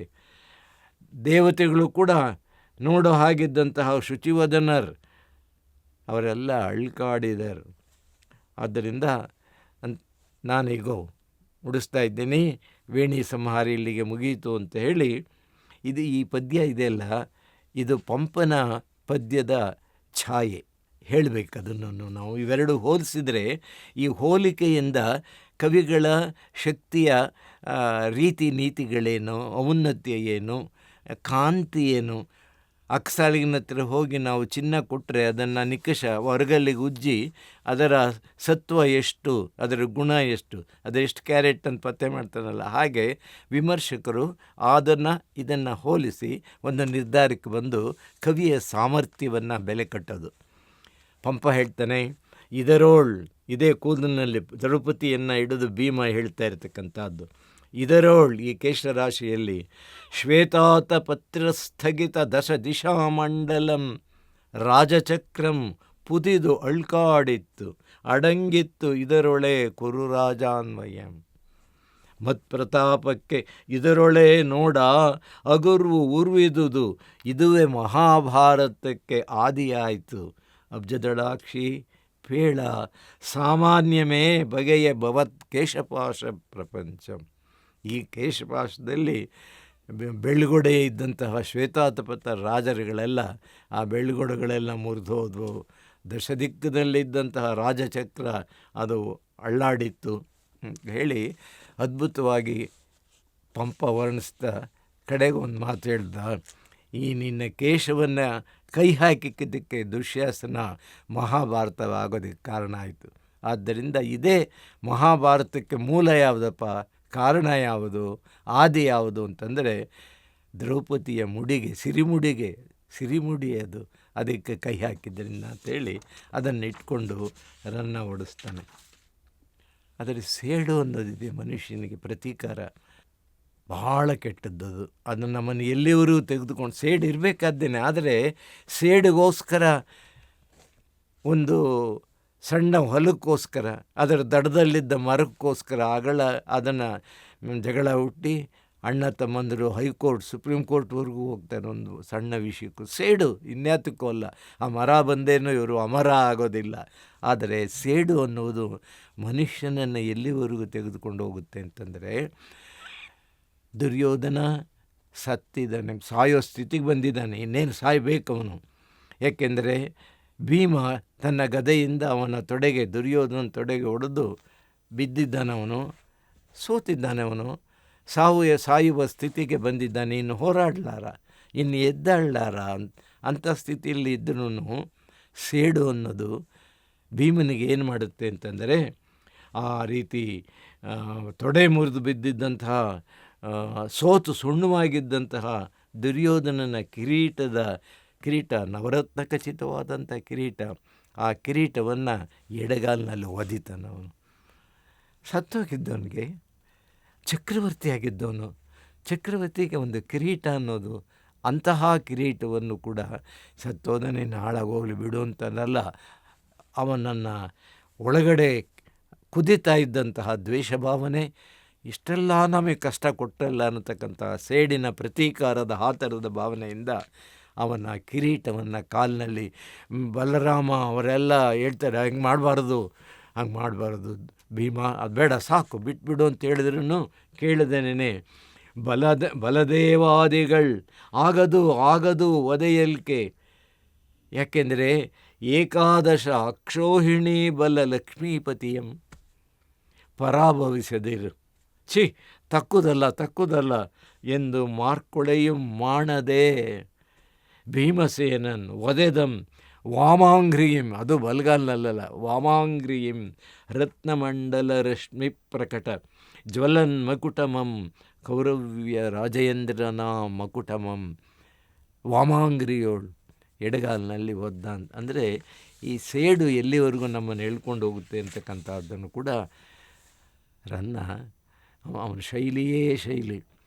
ದುಃಖದ ಭಾಗವನ್ನು ಕರುಣರಸ ಕೋಡಿ ಅರಿಯುವ ಹಾಗೆ ವರ್ಣಿಸಿದಂಥವನು, ವೀರರಸ ಉಕ್ಕಿ ಚಿಮ್ಮಿ ಬರುವ ಹಾಗೆ ವರ್ಣಿಸಿದಂಥವನು, ಸೇಡಿನ ಭಾವದಿಂದ ಮನುಷ್ಯ ಯಾವ ಹಂತಕ್ಕೂ ಹೋಗಬಲ್ಲ ಅನ್ನೋದನ್ನು ಹೇಳಿದವನು, ಹಾಸ್ಯರಸವನ್ನು ತರುವನು, ವಿಡಂಬನೆಯನ್ನು ತರುವನು. ಅವನು ಸಣ್ಣ ಪುಟ್ಟ ಪದ್ಯಗಳಲ್ಲಿ ಒಂದು ದೊಡ್ಡ ಚಿತ್ರವನ್ನು ಶಿಲ್ಪಿ ಕಲ್ಲಿನಲ್ಲಿ ಕೆತ್ತೋ ಹಾಗೆ, ವರ್ಣಶಿಲ್ಪಿ ತನ್ನ ಕುಂಚದಲ್ಲಿ ಬಿಡಿಸೋ ಹಾಗೆ ಇವನು ಶಬ್ದದಲ್ಲಿ ವ್ಯಕ್ತಿ ಚಿತ್ರಗಳನ್ನು ಹೇಗೆ ಕೊಡ್ತಾನೆ ನೋಡಿ. ಹಲಮುಸಲಪಾಣಿ ಮಧುಪಾಟಲ ನೇತ್ರಂ ನೀಲವಸನನ್ ಆ ಧವಳಾಂಗಂ ಬಲನ್ ಏಕಕುಂಡಲಂ ಕುರುಕುಲನಂ ಕೂಡಲ್ಕೆ ತಾಳಲಕ್ಷ್ಮಂ ಬಂದಂ. ತಾಳಲಕ್ಷ್ಮಂ ಧ್ವಜಲಾಂಛನ, ಆ ವೃಕ್ಷದ ಲಾಂಛನ ಇರ್ತಕ್ಕಂಥ ಬಲರಾಮ ಬಂದಂತೆ. ತಪಸ್ಸಿಗೆ ಹೋಗಿದ್ದ ಅವನು, ಆದರೆ ಒಳ್ಳೆ ಟೈಮ್ನಲ್ಲಿ ಅವನು ಇರಲಿಲ್ಲ. ಇನ್ನೇನು ಯುದ್ಧ ಪ್ರಾರಂಭ ಆಗಬೇಕು, ಗದಾ ಯುದ್ಧ, ದುರ್ಯೋಧನನಿಗೂ ಭೀಮನಿಗೂ ಆ ಹೊತ್ತಿನಲ್ಲಿ ಅವನ ಪ್ರವೇಶ ಆಗ್ತದೆ. ಬಂದರೆ ಅವನು ಬರ್ತಾಯಿದ್ರೆ ಹೇಗೆಂದರೆ ಹಲಮುಸಲಪಾಣಿ, ಹಲ ನೇಗಿಲು ಅವನ ಲಾಂಛನ, ಮತ್ತು ಮುಸಲಪಾಣಿ, ಮುಸಲ ಅಂದರೆ ಒನಕೆ, ಮುಸಲಾಗ್ರ ಬುದ್ಧೆ ಅಂತಾರೆ. ಅಂದರೆ ದಡ್ಡ ಇದ್ದರೆ ಅವನಿಗೆ ನೀನು ದಡ್ಡ ಅನ್ನಲ್ವಂತೆ, ಸಂಸ್ಕೃತದಲ್ಲಿ ಬೈಯೋದಕ್ಕೋಸ್ಕರ. ಒನಕೆ ಚಿಗುದಂಗೆ ಇವನು ಬುದ್ಧಿ ಚಿಗುರೋದು, ಒನಕೆಯಲ್ಲೂ ಚಿಗುರುತ್ತೆ, ಅದರಿಂದ ಮುಸಲಾಗ್ರ ಬುದ್ಧಿ ಅಂತ. ಒಂದು ಕೈನಲ್ಲಿ ಒನಕೆ, ಇನ್ನೊಂದು ಕೈನಲ್ಲಿ ನೇಗಿಲು ಹಿಡ್ಕೊಂಡು ಹಲಮುಸಲಪಾಣಿ ಮಧುಪಾಟಲ ನೇತ್ರಂ. ಅವನು ಯಾವಾಗಲೂ ಸುರಾಪಾನ ಮಾಡ್ತಿದ್ದ ಜಾಸ್ತಿ, ಹೆಂಡ ಕುಡಿದು ಕಣ್ಣು ಕೆಂಪಗಿರೋದು ಅವನಿಗೆ, ಬಲರಾಮನಿಗೆ. ಆದರೆ ಮಹಾಸಜ್ಜನ, ಮಹಾಸಾಹಸಿ. ಹಲಮುಸಲಪಾಣಿ ಮಧುಪಾಟಲ ನೇತ್ರಂ ನೀಲವಸನ, ನೀಲಿ ಬಟ್ಟೆ ಹಾಕ್ಕೊಂಡಿರ್ತಕ್ಕಂಥ, ಧವಳಾಂಗಂ ಒಳ್ಳೆ ಬಣ್ಣ, ಬಿಳಿ ಬಣ್ಣದ ದೇಹ ಒಂದು. ಬಲನ್ ಬಲರಾಮನು, ಏಕಕುಂಡಲಂ ಕಿವಿಗೆ ಓಲೆ ಹಾಕ್ಕೊಂಡಿದ್ದಾನೆ, ಆದರೆ ಒಂದು ಕಿವಿಗೆ ಮಾತ್ರ, ಒಂಟಿ ಅಂತ ಹೇಳ್ದು. ಈಗಲೂ ಯುವಕರು ಸಾಮಾನ್ಯವಾಗಿ ಅದನ್ನು ಹಾಕ್ಕೊಂಡು ಬರ್ತಿರ್ತಲ್ಲ, ಅವರೆಲ್ಲ ಬಲರಾಮನ ವಂಶದವರು. ಬಲನ್ ಏಕಕುಂಡಲಂ ಕುರುಕುಲನಂ ಕೂಡಲ್ಕೆ, ಅವರು ಭೀಮನ ಪಕ್ಷದವರಲ್ಲ. ಬಲರಾಮ ಕೃಷ್ಣ ತಮ್ಮ, ಬಲರಾಮನ ತಮ್ಮ ಕೃಷ್ಣ ಪಾಂಡವ್ರ ಜೊತೆಯಲ್ಲಿ, ಬಲರಾಮ ಕೌರವ್ರ ಜೊತೆಯಲ್ಲಿ. ಆದ್ದರಿಂದ ಕುರುಕುಲನಂ ಕೂಡಲ್ಕೆ ತಾಳಲಕ್ಷ್ಮಂ ಬಂದಂ. ಅವನು ಬಂದರೆ ಜೀವ ಬಂದಂಗೆ ಆಯಿತು ದುರ್ಯೋಧನಿಗೆ, ಏನಾದರೂ ಮಾಡ್ತಾನೆ ಅಂತ. ಅಷ್ಟೊತ್ತಿಗೆ ಎಲ್ಲ ಮುಗಿದು ಹೋಗಿತ್ತು ಅವನ ಕತೆ. ಹೀಗೆ ಈ ಕಾವ್ಯದ ವಿಸ್ತಾರ ದೊಡ್ಡದು. ಕಾವ್ಯದಲ್ಲಿ ಪದ್ಯಗಳು ಕಡಿಮೆ, ಆದರೆ ಒಂದೊಂದು ಪದ್ಯಕ್ಕೂ ಒಂದೊಂದು ರತ್ನ, ಅದು ಅಮೂಲ್ಯವಾದಂಥದ್ದು. 10 ಪದ್ಯಗಳಲ್ಲಿ 100 ಪದ್ಯಗಳಲ್ಲಿ ಮಾಡಬಹುದಾದಂತಹ ಸಾಧನೆಯನ್ನು ಒಂದೊಂದೇ ಪದ್ಯಗಳಲ್ಲಿ ಮಾಡಿ ರಚಿಸಿರ್ತಕ್ಕಂತಹ ಒಂದು ಪದ್ಯದ ಹಾರ ಕಟ್ಟಿರ್ತಕ್ಕಂತಹ ಸುಂದರವಾದ ಕಾವ್ಯ ಸಾಹಸ ಭೀಮ ವಿಜಯ.